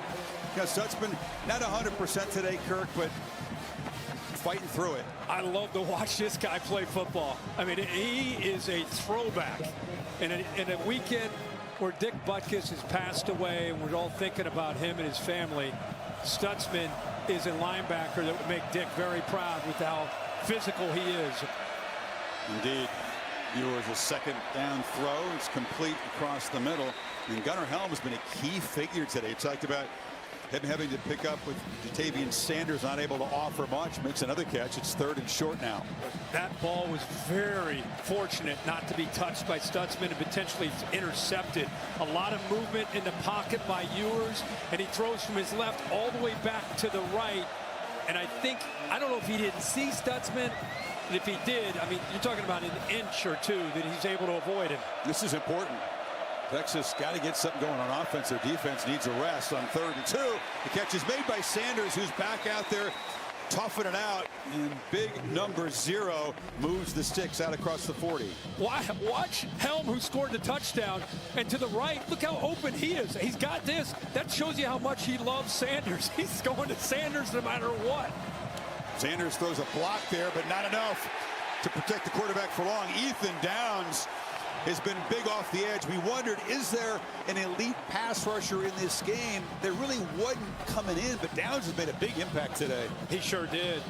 And that's a tough block there for Sanders, who's coming over from the right over to the left. And I'll tell you what's impressive there is Downs worked through first the tight end, Gunnar Helm, and then eventually Sanders coming over there. 4th sack allowed This Longhorn offensive line. Suddenly it's 2nd and 16. Screen. And they get a few yards, about 5 of it back.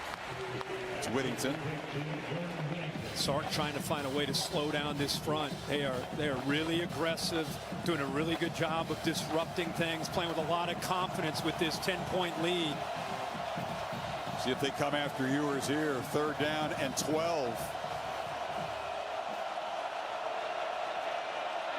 They bring the pressure.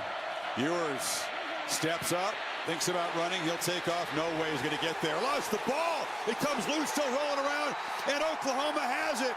Gentry Williams had an early pick. Now he's got a fumble recovery right at midfield. Peyton Bowen, the true freshman, causes that with a major hit. This guy's a true freshman. This is what you fear when a quarterback takes off. Keeping the ball in tight, he did.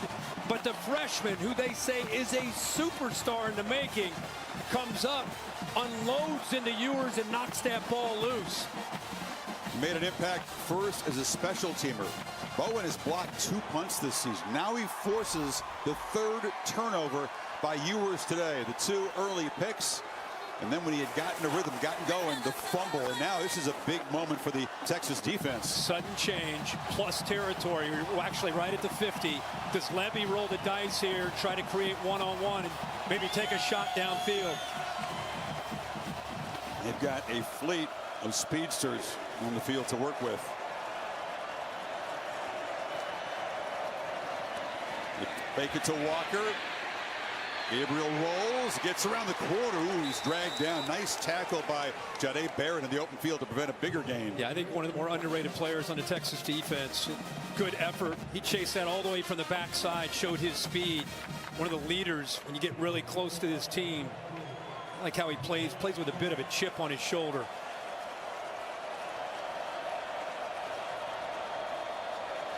Second. A lot of pressure on this Texas defense to step up after that turnover. Gabriel has a lot of time, checks it down, and catch is made in traffic by Walker. So it's going to be 3rd down and long. Jalen Ford right there to make the stop. See if they slowed the tempo a bit here. Yeah. Texas sitting back here on these first couple plays, more zone, trying to keep things in front, trying to make Gabriel have to hold on to the football. Let's see if they elect to dial it up here. They're going to bring in Anthony Hill. You see him as a pass rusher. Got him up the top. Gabriel gets the ball in a hurry. It's incomplete. Tried to find Andrew Anthony on the slant. Terrence Brooks broke it up, and that is an enormous stop for a defense down 10 off the turnover. It didn't impact the play, but just to give you an idea, Kwiatkowski, the defensive coordinator, I just said they sat back, a little more conservative first 2 plays. That time, they sensed this point in the game down 10. They wanted to try to apply pressure, even though Gabriel got the ball out quickly. Heck of a job by the Horns D. Get that 3 and out after the turnover by Ewers. They bring in their specialists in these situations, Luke Elzinga, a Central Michigan transferred punter, and he's the best at knocking the ball deep. And Texas, fair catch there. Worthy chose to take the ball at the 5-yard line. So Horns defense gets a stop, but the Sooners still up by 10 here at the Texas State Fair, where there's no shortage of food options. Get you a corny dog. The All-State Red River Rivalry on ABC, presented by Head & Shoulders, is brought to you by Ram Trucks, America's best light-duty pickup for new vehicle quality. The golden hat awaits the winners. I love that piece of tradition here. Some guys wear it better than others. Taco Bell Live Más Student Section of the Year contest. You can download the Taco Bell app to learn more. Well, Texas offense operating from their end of the field should have cooperation from the home crowd, but this Oklahoma defense, Kirk, as you said, they are operating with a lot of confidence and bringing serious pressure on the quarterback.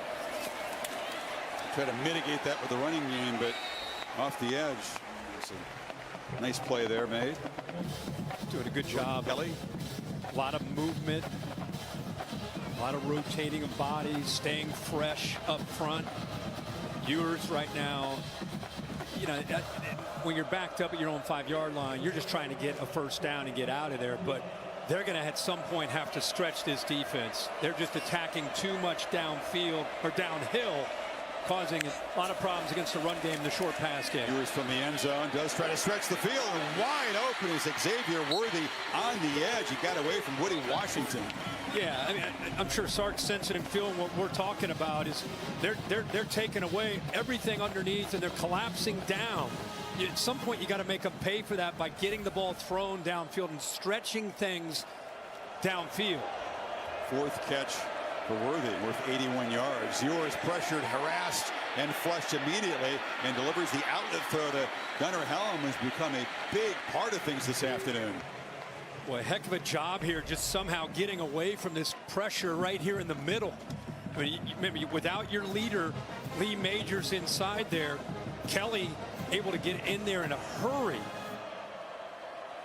Handoff, running right. Brooks makes a cut, bangs into Oklahoma territory. Crucial possession for the Longhorns to try to get momentum turned back their way.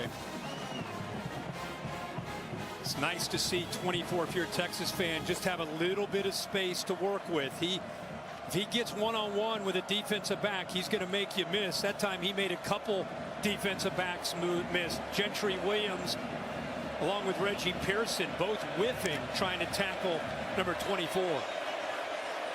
19-yard gain. Ewers has a lot of time, which hasn't happened very often today, and delivers a long throw on the far side. Adonai Mitchell makes the catch, and they pick up 6 on first down. Yeah, good job up front. Offensive line that time, as you said, we haven't seen him have that kind of time very much. And it's nice to see Mitchell get his hands on the football. Brooks makes a cut, as he does so often, just finds room in the middle, falls forward, another first down. This looks like more of what you'd expect. You know, they're buried inside their own 5-yard line, and that big throw to Worthy seemed to really ignite this drive, and now they got a little bit of rhythm and momentum here. Off the play fake, Ewers checks it down. Brooks again makes a man miss, shows the strength, and he's down near the marker. Billy Bowman eventually brought him down. Just get him the ball in space. He's going to come out of the backfield, and again, this defense, watch the backers sink. They want to make sure everything downfield, the threat of Mitchell. So that's okay. Let's make them miss. Wow. If he takes away Mitchell or the tight end behind, they're going to sink in coverage. I love that Ewers made a quick decision, just got the ball out quickly. Backs are in to give Brooks a breather, and the young fellow's going to be swarmed behind the line. DeJohn Terry, who had been out of the game, is back in, making the play. He's the Tennessee transfer, 5th-year guy. Usually known as a guy that just eats blocks, but with him reaching, see that offensive line working to their right, trying to reach, he's able to sneak in and penetrate into a gap. You need 6 on third. Let's see if Sarkisian is thinking about 2 plays to pick this up. Hand it off inside, and knocked down 2 yards short of the marker is Baxter. Canick got him down. So far, the offense is staying out there on 4th down. Yeah, he's reading McCullough on an RPO. The read gave him an indicator to hand that football off. Savion Red has come into the game. He's been the running back used frequently today as a wildcat quarterback, running and throwing. Texas, by the way, 3 for 3 on 4th down. Red's played a big role in that. And a penalty before the snap.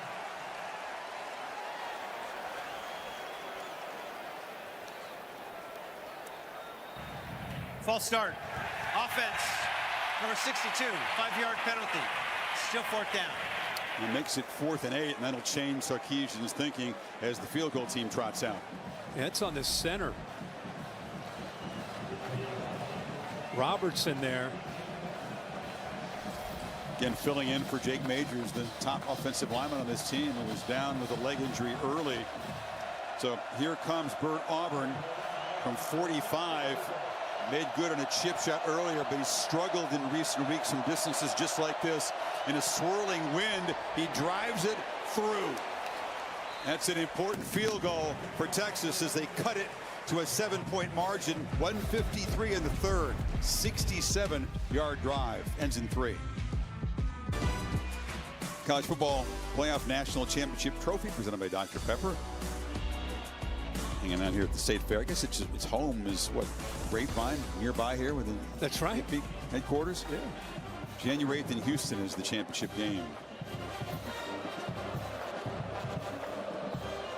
So Texas was backed up at the beginning of that drive, way back at the 5-yard line, moved it down the field. The big conversion to Worthy there got him in position, and Auburn drives it through to make it a 7-point game. Curtis Wilson on the All-State bus made an appearance in Dallas. Now he's headed up to Seattle here. What's your All-State good hands play this weekend? Oh, usually we're calling a night game, and it's easy to look and survey the whole country. Oh, wow. So we're going to go way back to 01 in a 7-3 game. Late in this game, Roy Williams, the Superman play against Chris Sims, knocked that ball into the air, and Teddy Lehman caught it in the air, secured victory for the Sooners and Bob Stoops. One of those special teams plays by Texas. They fielded the punt way down inside the 10-yard line. That set that up. Sooners back to work. Farouk finds the edge. Look out, he can fly. Knocked out across the 40, a couple of steps away from really busting loose. But great job by these Oklahoma receivers. Drake Stoops, watch 12 out there. Nice block there. Good hustle downfield all around by that group. Nick Anderson, 4 involved. Batted away. Reaching up was Alfred Collins, the tackle.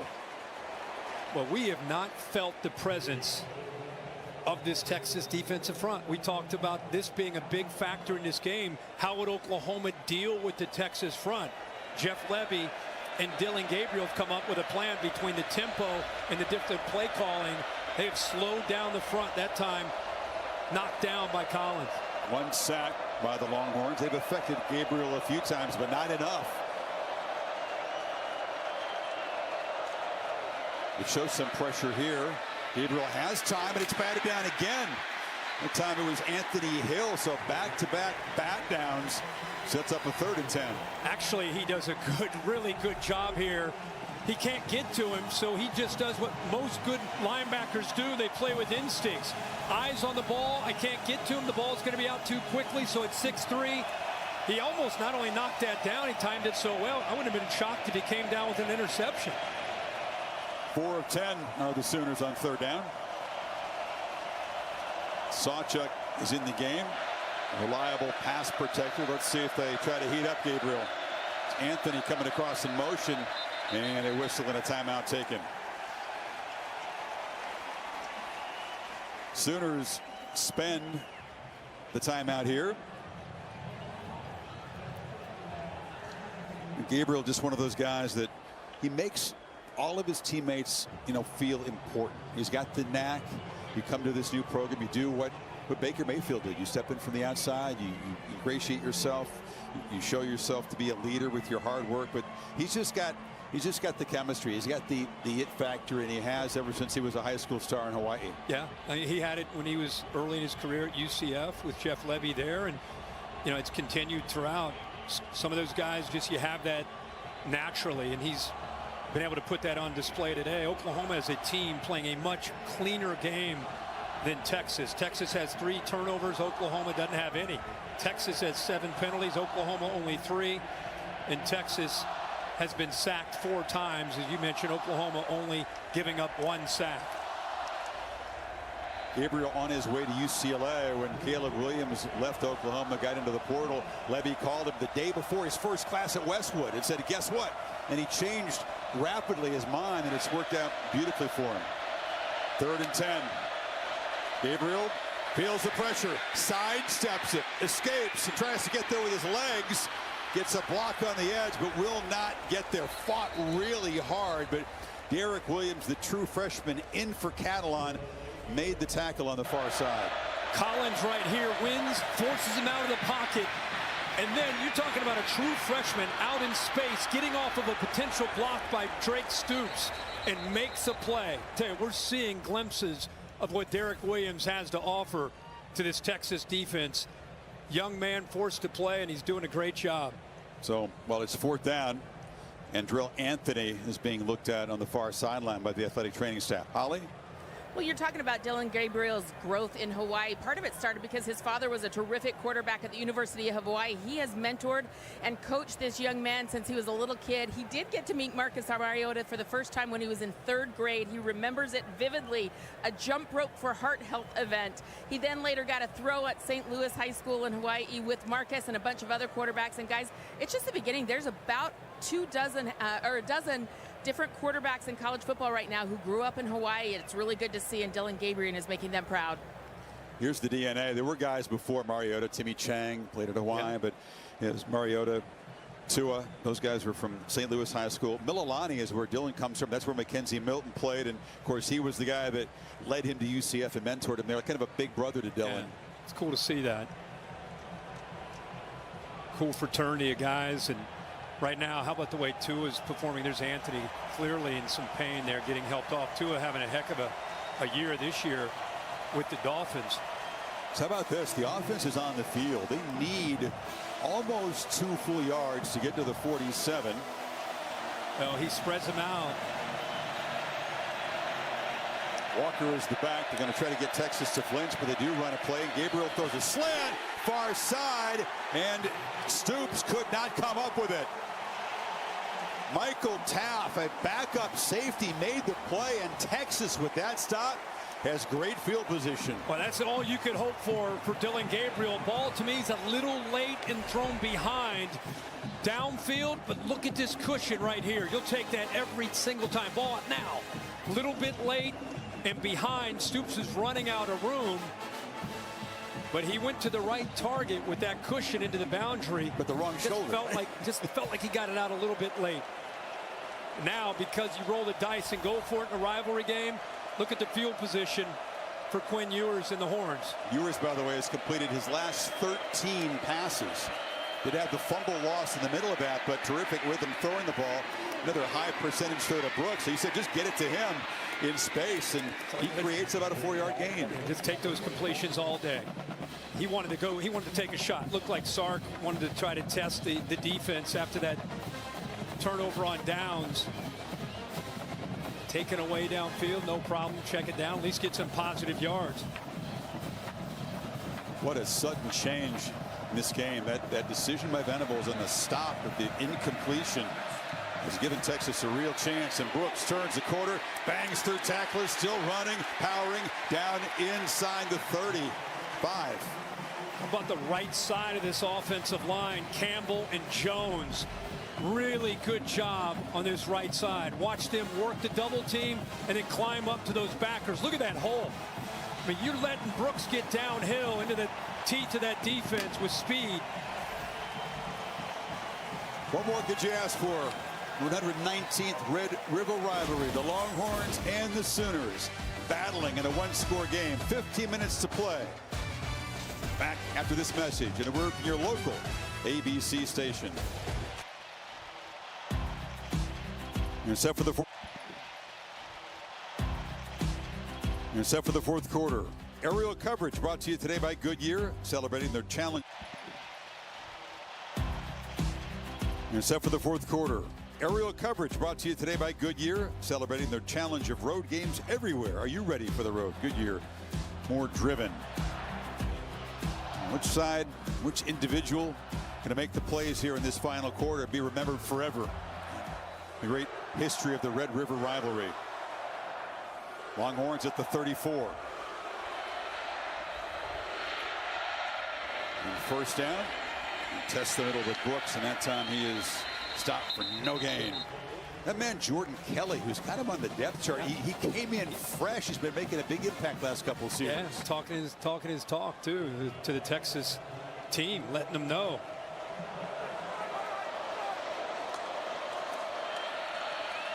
There's a second down run. Brooks makes a cut, wrestled down by Billy Bowman.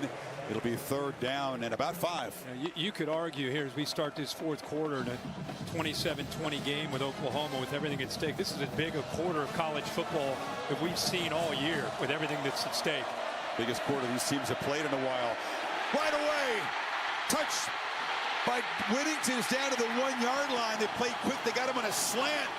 And he found a nice crease in that zone. Exactly right. He finds a crease, and Oklahoma, the secondary with their eyes into the backfield. Right here is the culprit. Safety moves from the middle over to the hash, and a good job of recognizing that and getting the ball out quickly. Pressure was coming from his blind side, but he bites onto the fake to give Ewers just enough time. You're going to like this, Kirk. Big Byron Murphy and Tavondre Sweat, those studs of the defensive line, have been brought into this game to enhance the beat. Lining up in the backfield, and they hand it off to Brooks. Behind all that, they couldn't create enough space. He stopped for nothing. Boy, good job of working around that. See all that size, no problem. He's going to get downhill and work around that. That's a great job by Kip Lewis, the redshirt freshman. Redshirt freshman. He just threw his body in between all those 300-pounders and made a great play. Now they go to the I formation. In the fullback position, it's Murphy in front of Brooks. Takes the pitch. And they're trying to push the pile. They won't get there. Deshaun McCullough on the stop, and the Sooners really making him earn this final yard. Hey, McCullough takes the fight to Murphy. He's not the biggest guy, but watch this hit. There's Sweat right there, but watch this collision right here. Instead of sitting back waiting, bang, he hits him and blew that play up. That's a heck of a job. The IU transfer. Guy that's been asked to play in space, kind of as a hybrid that time, going back to his old familiar down in the trenches. Still going with the jumbo formation. They haven't gained an inch in 2 plays. Brooks again. And again, they've got him behind the line. Oklahoma rises up with Danny Stutzman combining with Deshaun McCullough. It's 4th down and goal. Well, as big as you are, if you don't block this guy, you're not going to score running up the middle. Nobody picks up Stutzman, who's the ball hawk, the guy that makes all the tackles on this team. Smart, tough, instinctive. And you may have all that size, but you come very predictable when you go 3 straight trying to run behind the big boys. That didn't work at all. 3 plays, they lose a yard. Another 4th down play for the Longhorns. Got to hurry here. Play clock at 4. They're going to throw for it. Worthy! Stop short! 4 plays from the 1. They can't get in. An Oklahoma goal line stand that just became part of the lore of this rivalry. Billy Bowman got there. Wow, what a moment.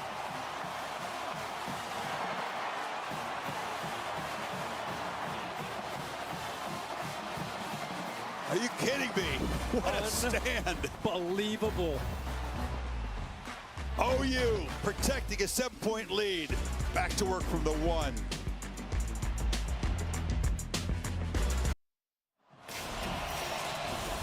They reviewed it, and the call stands. Worthy was getting grabbed around the neck by Billy Bowman. His rear end hits the ball. Is really close to breaking the plane right. You're talking inches, and a huge stop. Mentioned 4 times from the 1. That's how you build culture for a guy in his 2nd year of being a head coach. But if you're Gabriel in the shotgun, halfway deep in the end zone with Walker to your left, you got to be super careful. This again is the noisy end. The Texas crowd breathing down Gabriel's neck here.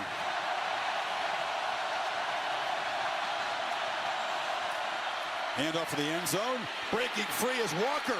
He's got a lot of breathing room. A 1st down out across the 13. How about that? Inside their 1-yard line. Pressure's on. You know, Texas, they're just trying to get penetration. They're trying to blow that play up in the backfield with that defensive line that they have. And instead, OU does exactly what they need to do. They get some good blocking angles and a good job of reading that play. Developed by Walker. Well, delay here. You had Stogner and Ethan Burke. They had their face masks locked together from battling there on the edge. Gabriel loops it downfield, caught. Oh, incomplete. Jaden Gibson had a step on Terrence Brooks. Had it right there, couldn't collect it. There's not a lot of room. Look how close he is to the sideline, but he gets a couple of steps on it. Ball is perfectly thrown.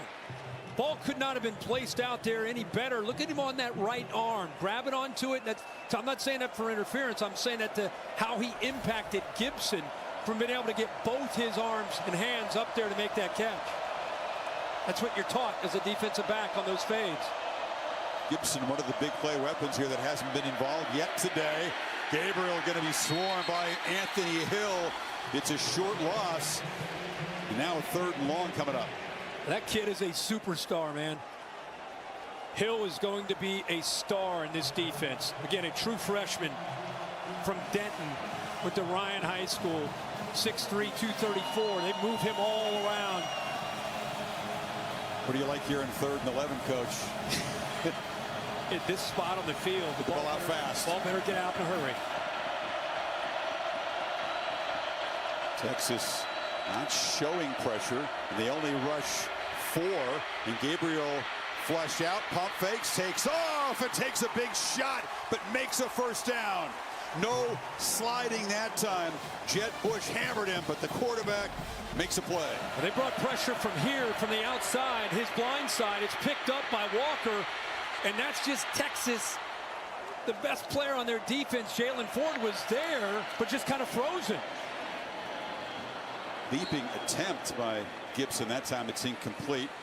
A 12-yard scramble on 3rd and 11 to keep the football up 7 in the 4th quarter. One of the big keys for Texas was we got to keep Gabriel in the pocket, especially on 3rd down. We cannot let him create. It's one thing to say it. It's another thing to go out there and have to execute. You're worried about your left. You're worried about your right. You're worried about the pass. And then here he comes. So twitchy in space.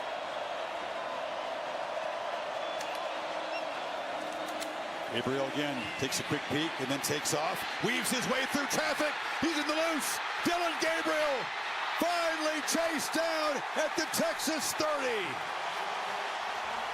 Keaton Crawford saved a touchdown, but that's the run of his life. Again, watch the middle linebacker. He's right there, Jalen Ford. You're talking about, again, not just one of the best players on Texas, but one of the better linebackers in the country, just kind of slow to respond. Kirk, 44 yards in that play. Gabriel, a career-high 110 yards in the Red River rivalry on the ground. He's such an added dimension to Jeff Levy's scheme of spread and attack and tempo. So much to think about, and then you got to worry about the quarterback's legs added to that. In Oklahoma, after making a goal line stand for the ages down there, trying to build on this lead, they've driven it from the 1 to the Texas 31. Sawchuk gets a rare carry and is swallowed up inside. It's 3rd down and long again. What makes that tough is if you start worrying about the run game, you start worrying about him as a threat, you start putting your eyes in the backfield, they've got the receivers, and if you leave a one-on-one, we saw Jaden Gibson had a one-on-one chance against Brooks. It was a great route, great throw. He just unable to hold on to it. But when you start worrying about him taking off and running, you're going to give yourself up to potential one-on-one shots downfield vertically. Very much in fringe field goal range for Schmidt if they don't gain a yard here in 3rd and 10. But it's Stogner making the catch. They get closer. He's a few yards short as Jaron Thompson got into the ground. There's an Oklahoma lineman still down on the field there. Looks like it's McCade Toyer, a right guard. But that pass designed to set up Schmidt in more comfortable field goal range. What a drive. Backed up to the 1, muscles it down the field, 72 yards to set up a field goal try here. Back here in Dallas, the Card taking McCade Matar, the 5th-year senior guard, off. His entire teammates coming across to wish him well. Poignant when it happens to a senior, one of the guys who's started for 3 years in the middle of the offensive line. Texas fans joining Oklahoma fans, by the way, on their feet to applaud the big fella. 4th and 5, they will kick the field goal here. Zach Schmidt, reliable in his career between 40 and 49. He's made 8 of 10. This is from 45 to make it a double-digit lead. And it will slide wide right. Schmidt A close call, but Texas still within 7 with 7:55 to play. Wind swirling a bit in here. Don't know if it was a factor. It just drifted outside that right upright. The All-State Red River rivalry on ABC is presented by Head & Shoulders. Make every wash count. In part by All-State, you're in good hands. And Chili's 3 for Me, the best $10.99 you can eat. Quinn Ewers was a young kid watching the game in the crowd. As he got to high school, he dreamed, Kirk, he might have a chance to be here and play part. Last year was a rout. This year has been tough and dramatic, and Ewers, who had 2 of his first 6 pass attempts intercepted today, is now in a run of 17 straight completions. Shown a lot of grit here. This game was a tough start for him in the offense. Brooks stacked up near the line of scrimmage by Jacob Lacey. See if 3rd down. Take advantage of that. Oh, we got a penalty here. Late penalty at the pile. Obviously going to be a dead ball foul. Just which way is it going to go? It's Christian Jones, the right tackle, making his 41st start. He was number 70 in Texas, involved somewhat in this. He may potentially. Texas players say it's on OU, Kirk. Okay. Well, Trace Ford was tangled up with him, and I don't know, looked like he was kicking to get him off of him. Trace Ford went down. This is a really important call. Oh my gosh, huge. After the play, unsportsmanlike conduct, necessary roughness, defense number 30. Yeah. 15-yard penalty and automatic first down. Instead of 3rd and 4, it's an automatic first down. The football will move near midfield. I think he pushes him initially. It was that, and then you can see the reaction by Texas's Christian Jones retaliating back. A lot of times they'll offset because of the retaliation, but it goes strictly on Ford. So it would have been a 3rd down, and now you're first down yardage. Adewapure is in the game, Kirk. You'll be happy about that. Young guys on the defensive line for Oklahoma, number 34. Talented young man. Just call him Double A. Double A. Too, yeah. So one of those loss of poise penalties for the Sooners, and Longhorn set up at the 47.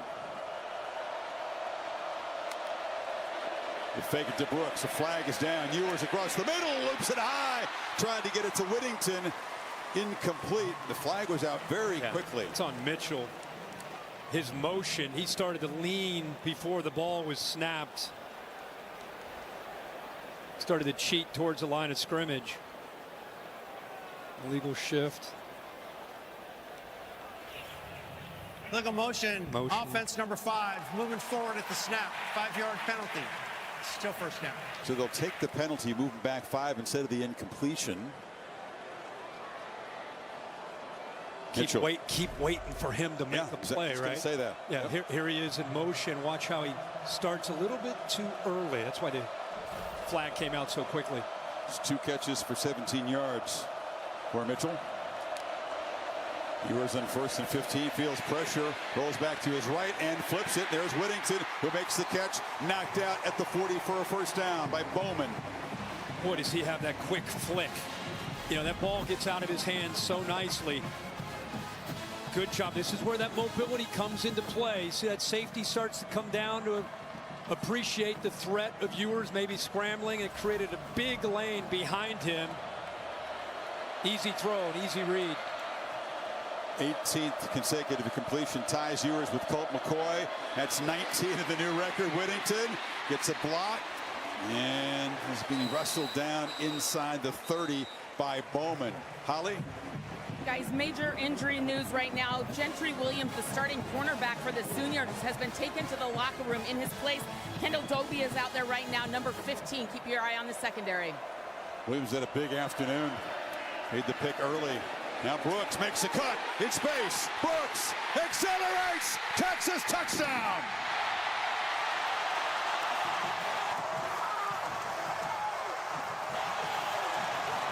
Jonathan Brooks having a Bijan Robinson type afternoon. Pick it up for the Longhorn great left off. 29-yard touchdown, a point away from tying this football game. You got to win on the edge. Ogbo in number 80 at tight end. He's a glorified offensive lineman. Look at the patience, and then to be able to get upfield vertically. That is just Jonathan Brooks in a nutshell, and he points to that forearm of his, appreciating his late father. Auburn, low kick, drives it through. So Texas, off that narrow miss on the field goal, takes it 73 yards and 5 plays. And honoring his father with a touchdown that you know must be appreciating. Tie ball game. All right, thank you guys. Fierce, physical, what you'd expect. This feels like two heavyweights. Texas earned that status by winning earlier at Alabama. Oklahoma still ranked outside the top 10, trying to show that it belongs in that conversation. And this is Farouk from the 3. Jalil Farouk. Ooh. Flashes that speed. Will Stone, the kickoff man, had to force him out of bounds. Back to the touchdown. Let's go back to this. And again, Jonathan Brooks with the patience, some great blocks, lets the blocks set themselves up. He's emerging as one of the top running backs to me in college football, and what he's been able to do, balancing out this offense with Ewers in his passing game. Look at the emotion. This kid plays with a lot of composure. Had the 2 turnovers early, fought through it. There you see his emotion, and there's Jonathan Brooks pointing to that date, 3/18/22, when he lost his dad. Spire performance. This is Stoops on the end around, makes a cut and dragged down after a solid first down game. Walker made a block on the edge. This is where legacies are built, right? Rivalry game, 27-27, under 6 minutes to go. Both teams undefeated. Oklahoma had a chance to go up double digits. That narrow miss on the field goal. Now it's a tie game and a swarming play. T'Vondre Sweat got out to the edge, got Walker to the ground, and now it's 3rd down and 5. Boy, that's a great job of getting off the block. You know, such size, a double team. See how he extends with his arms, sheds the block. Again, you got to keep in mind he's 362 pounds to be able to be that nimble and quick and being able to get off that block. Gabriel dealing with the noise at this left end of the stadium. Sanson delivers, but a high fastball, and Stogner couldn't come up with it. Gabriel and this offense, Kirk, have not been able to click in some crucial potential conversions here in the 4th quarter. Yeah, when you're on the right hash and you go into the boundary, there's just not a lot of room to work. And you got to get that ball out in a hurry. And instead of it getting out on time, he makes up for it by throwing it with a lot of velocity. Tough ask for Stogner to worry about, am I going to get my feet in? And then here comes a 95-mile-an-hour fastball coming right at you. There's Xavier Worthy awaiting the punt of Josh Plaster. Special teams have been not just important, but adventurous today. Plaster kind of bobbled the snap. It's a low kick, which will bounce. And Worthy fields it just at the last second. Bearing down on him was Peyton Bowen, that freshman special team star. A risky play for the veteran and a crucial 50-yard punt for Plaster. Boy, Bowen blocked those 2 punts earlier.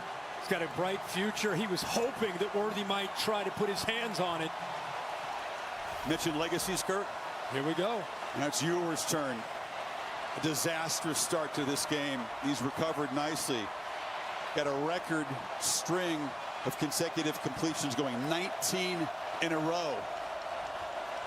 4:49 to play in regulation. He's got Brooks, the hot hand behind him. They fake it to him. Ewers launching downfield for Worthy. Coming back, and it's broken up beautifully by Woody Washington. Longhorns wanted a flag. There isn't one. Well, I think Worthy, if he would have stopped running downfield and worked even harder back to the football, he could have drawn a potential penalty. There's contact there.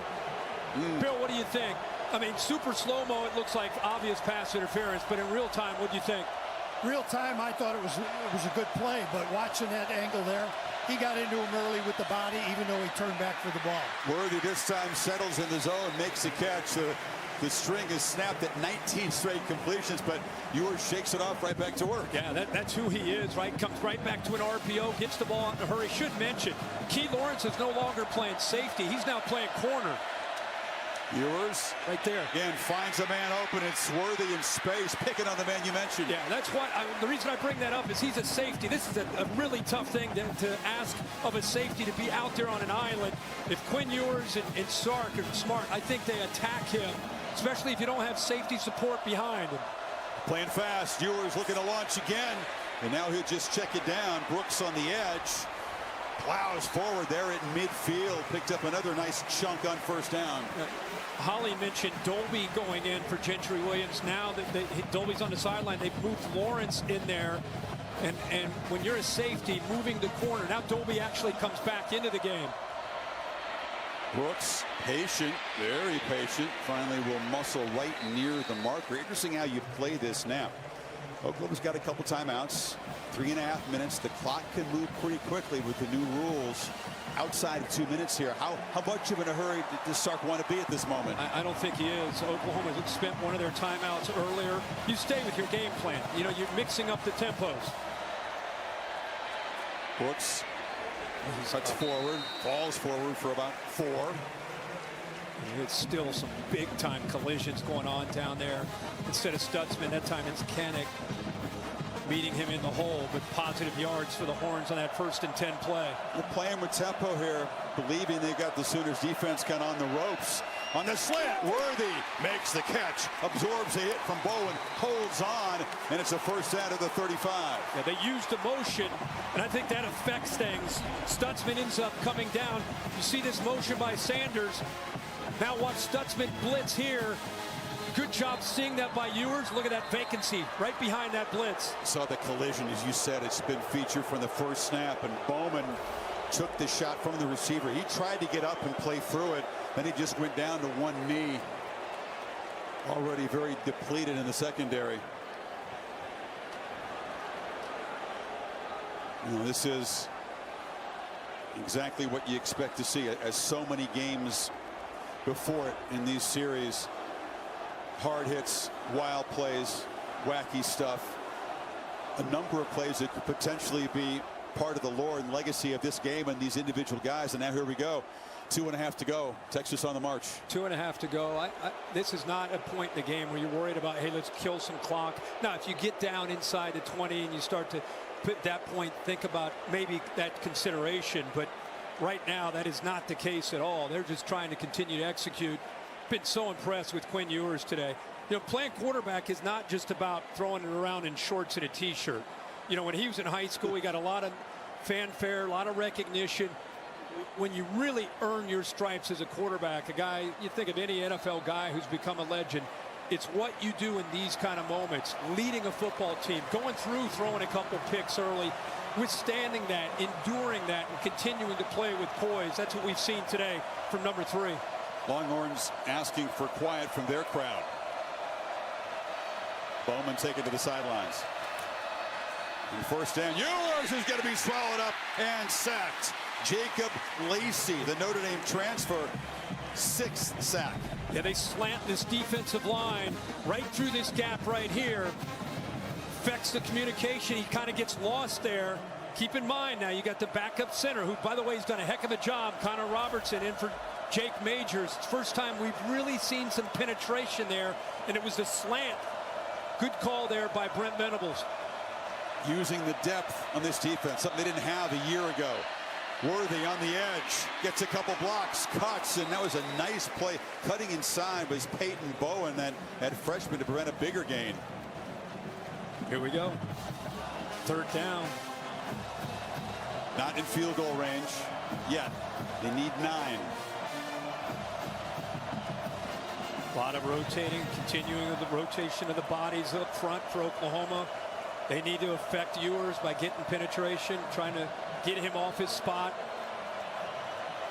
Mitchell down here. We keep calling for him, Chris, down here at the bottom. We're going to get a timeout. Oklahoma will spend a timeout. Clock ticking down. Ball's at the 35. That would make it about a 52-yard field goal attempt for Bert Auburn. He wasn't trying it from that distance in warm-up. Anything sort of beyond 45, 48 yards is tricky. Here's the Goodyear college football rankings. Have been talking about that Ohio State battle, but they pulled away now a 20-point lead against Maryland. Yeah, you know, Maryland had the offense to potentially challenge Ohio State, but looks like they've settled in. Florida State, Virginia Tech coming up next on ABC. The see at the bottom. It's one of those days you just kick your feet up and watch college football all day, like every Saturday. Notre Dame and Louisville coming up later tonight. Irish getting challenged for the 3rd week in a row.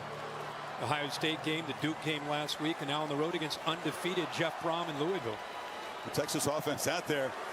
Sooners still huddled up with Venables in their sideline. So they spent the timeout there and have one to work with the rest of the way.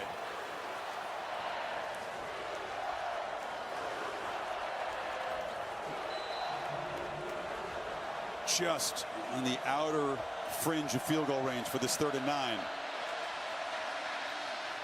Brooks breaks a tackle. He's wrestled down inside the 30. And Sarkisian clearly, well, hoping his back would bust one, as he has a lot, but playing for an improved field goal try here. Oklahoma spends their last timeout with 1:22. You know, it's the beauty of having a runner that can get some tough yards for you. You're right. You think of Sark, you think of maybe throwing it, maybe trusting a quarterback, maybe drawing up a ball play to get a one-on-one matchup. Instead, he goes more the conservative route on 3rd down just to give himself a better chance at this potential go-ahead score. OU now out of timeouts more than anything. Remember how quickly they can move, though. Their offense, 1:22, if they're executing, that's not the issue, even though they're out of timeouts. So Auburn made a couple today. It's been a tricky, swirling wind. Could have played a part in the narrow miss by Schmidt for Oklahoma earlier in the quarter. Pre-game, this direction was kicking into a pretty stiff breeze. It looks to me like it's died down a little bit. Sark's sending the offense out now. Wow. Yeah, so I don't know if he's got the timeout, so I don't know if he's messing around here, going to try to draw him off, try to get a cheap one here to get a 1st down, and then call a timeout late, or what he's doing. Sooners were running around. They had the field goal block team out there trying to get a defense set up, see if they run a play. They are nowhere near organized. Longhorns need 4 if they snap it. It looks like they're just trying to. Yeah, he's just trying to get the Sooners to jump. We will spend a timeout worth a try. We're sitting here talking about the kid. I'm looking at the huddle. I'm like, wait a second, 3? Is he? There's no way he'd go for this. OU wasn't fooled ultimately.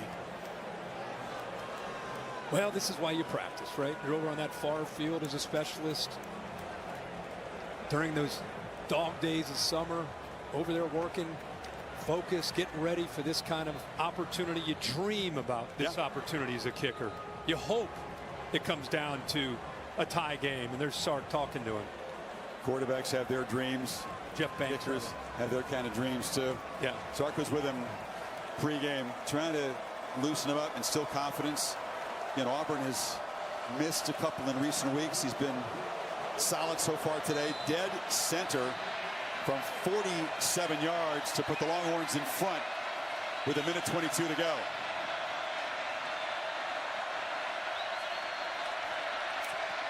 Drives it.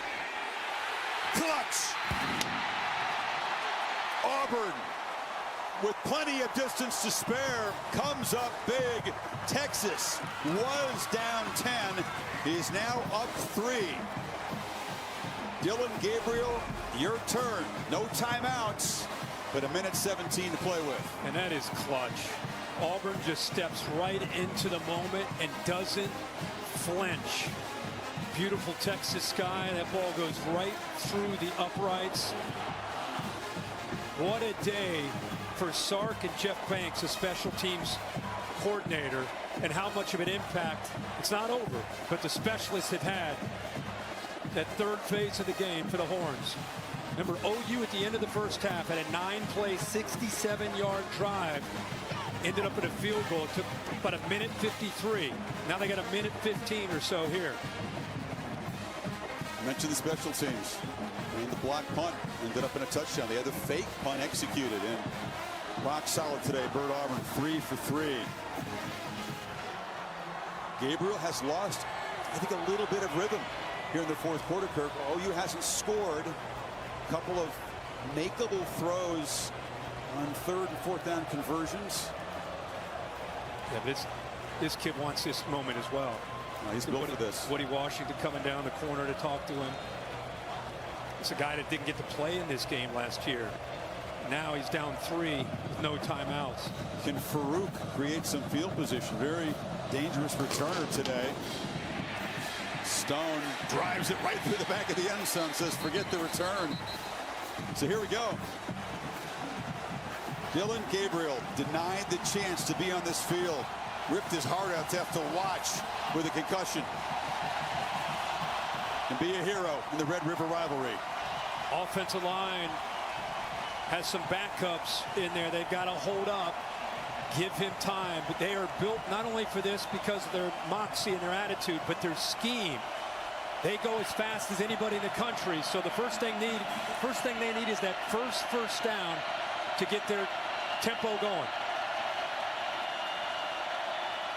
How aggressive will Texas play it? They only rush 3, drop into coverage. Gabriel across the middle, and it's complete for a first down. He found Stoops.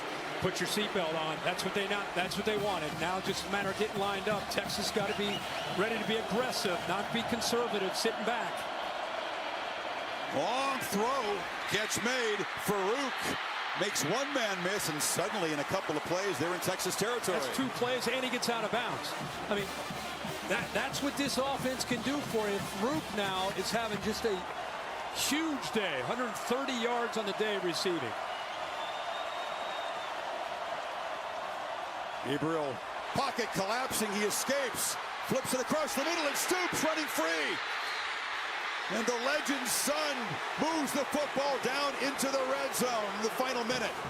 Boy, Jalen Ford came up. Remember, he's been lost when Gabriel's run. That time he came up, and it opened up a throw to Stoops. Gabriel pump fake, launching for the end zone, incomplete. There was a battle on the far sideline, and a flag comes out. Brooks was defending Nick Anderson. Well, a slant and go, and Brooks essentially tackles him because he bit on the slant. As he went by him, he just grabbed onto him, so a good call by the officials. Pass interference, defense, number 8. Automatic first down, just on the foul. Well, Gabriel and his playmakers have moved the ball down in 28 seconds. Here inside the 10. There's a progressive pylon cam showing to the end of that slant and go, but an obvious pass interference in the right call. It's going to be Tawee Walker's show in the backfield.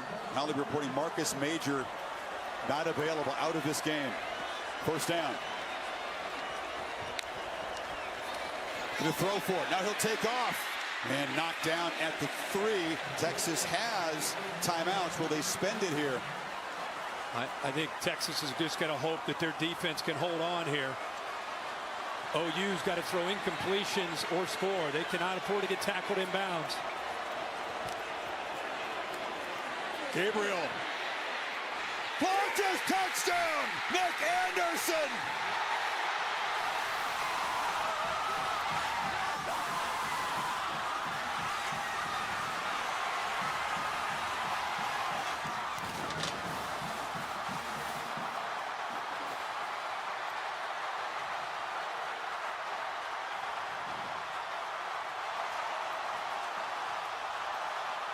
His first catch of the football game. Younger brother of Rodney Anderson, former Oklahoma running back, has put the Sooners on top with 15 seconds to play. Epic drive by Gabriel.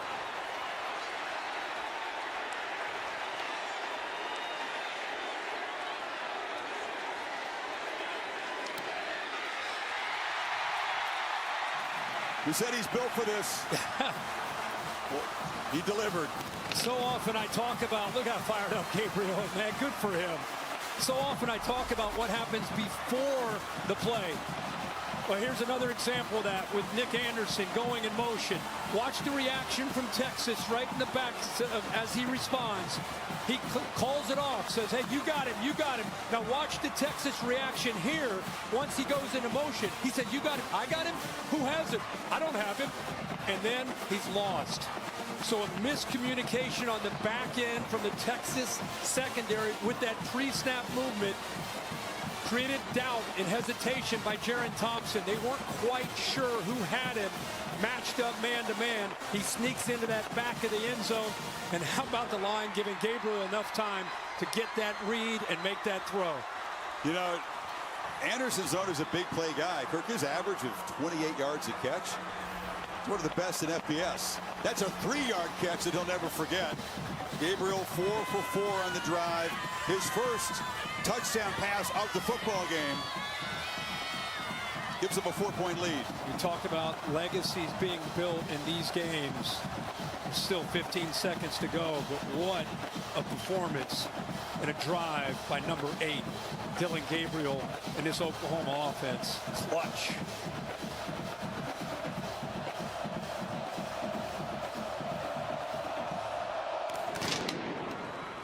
They didn't come after him early in the drive. They dropped 8 into coverage. He was able to get the ball out pretty calmly and get the drive going and crank that tempo.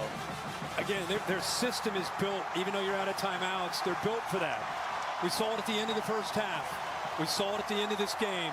Jeff Levy deserves a ton of credit for putting this plan together and putting his quarterback in this offense in a position to be able to make those plays late. What a call there at the end.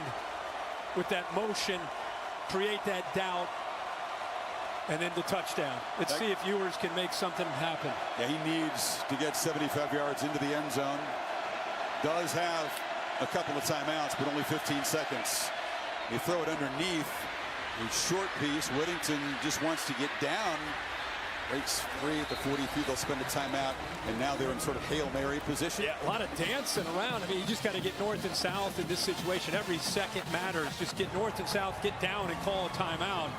You wonder if you try to, with at least a one timeout, do you try something where you can throw it for 10 or 12 or 15 yards, catch the football, get down, and then it becomes maybe a little bit more realistic if you're at plus 40 as opposed to the ball being at your own 44. I think Sark, with that extra timeout, takes a shot to get a little bit closer before you just heave it up and hope.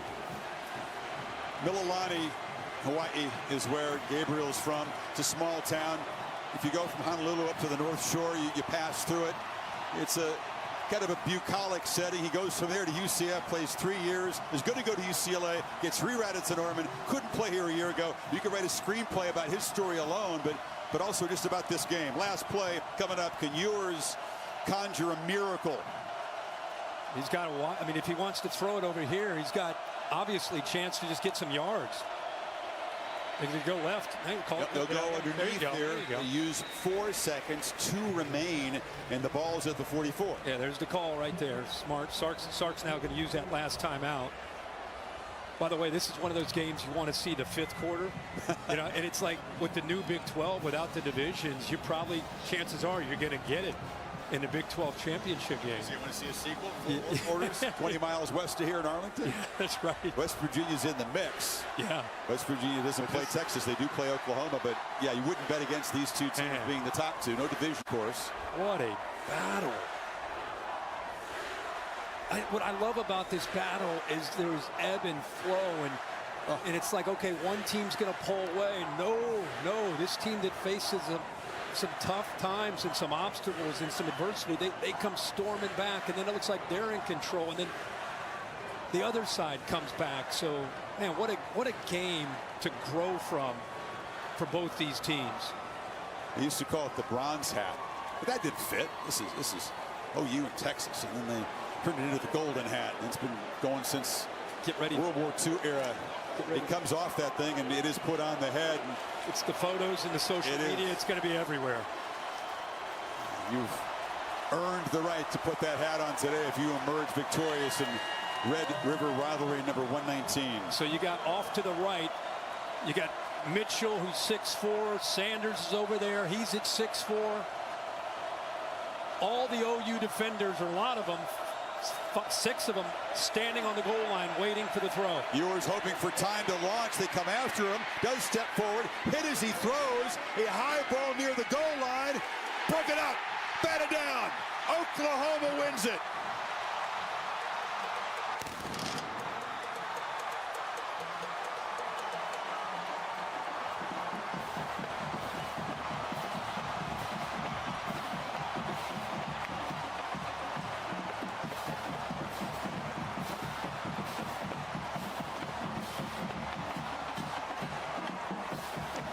It's an Oklahoma football team coming off a 6-7 season in year 2 for Venables.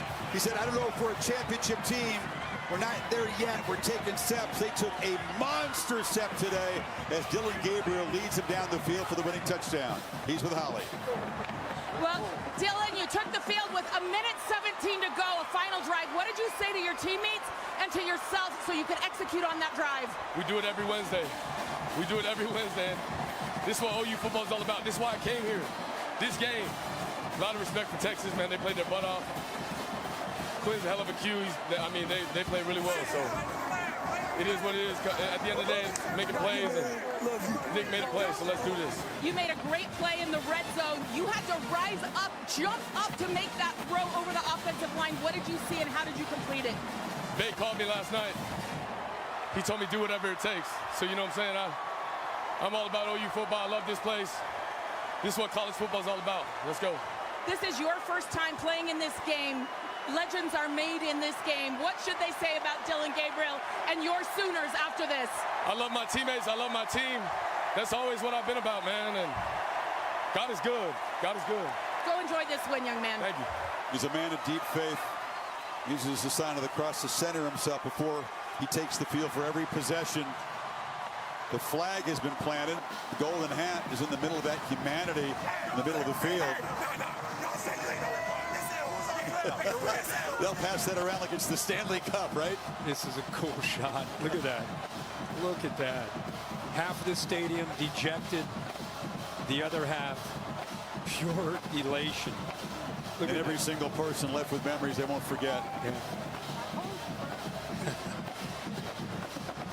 They're going to meet again, more than likely. Well, thankfully, they're going to meet again in this field for years to come. That will not change as they move to the SEC next season. But you're right. Here in the Dallas area in Arlington is where the conference championship game is. He was so calm with Holly. Now you're seeing a lot of the feisty side of Gabriel. Yeah. Man, this is... If you watch this one, you'll never forget. We'll be talking about this one for a long time. Texas with the field goal. Looks like they're going to get out of here with a win, and then Gabriel would not be denied as he is with his family. It's awesome. On this perfect day in Dallas, in addition to this great rivalry, we will not forget. 34-30 Sooners over the Longhorns. Today's game produced by Bill Bonnell, directed by Jimmy Platt. We thank our tremendous crew for dealing with all the technical challenges in the early going. For Kirk Herbstreit, Holly Rowe, Chris Fowler saying so long from the Cotton Bowl. After a break, more football. Virginia Tech and Florida State.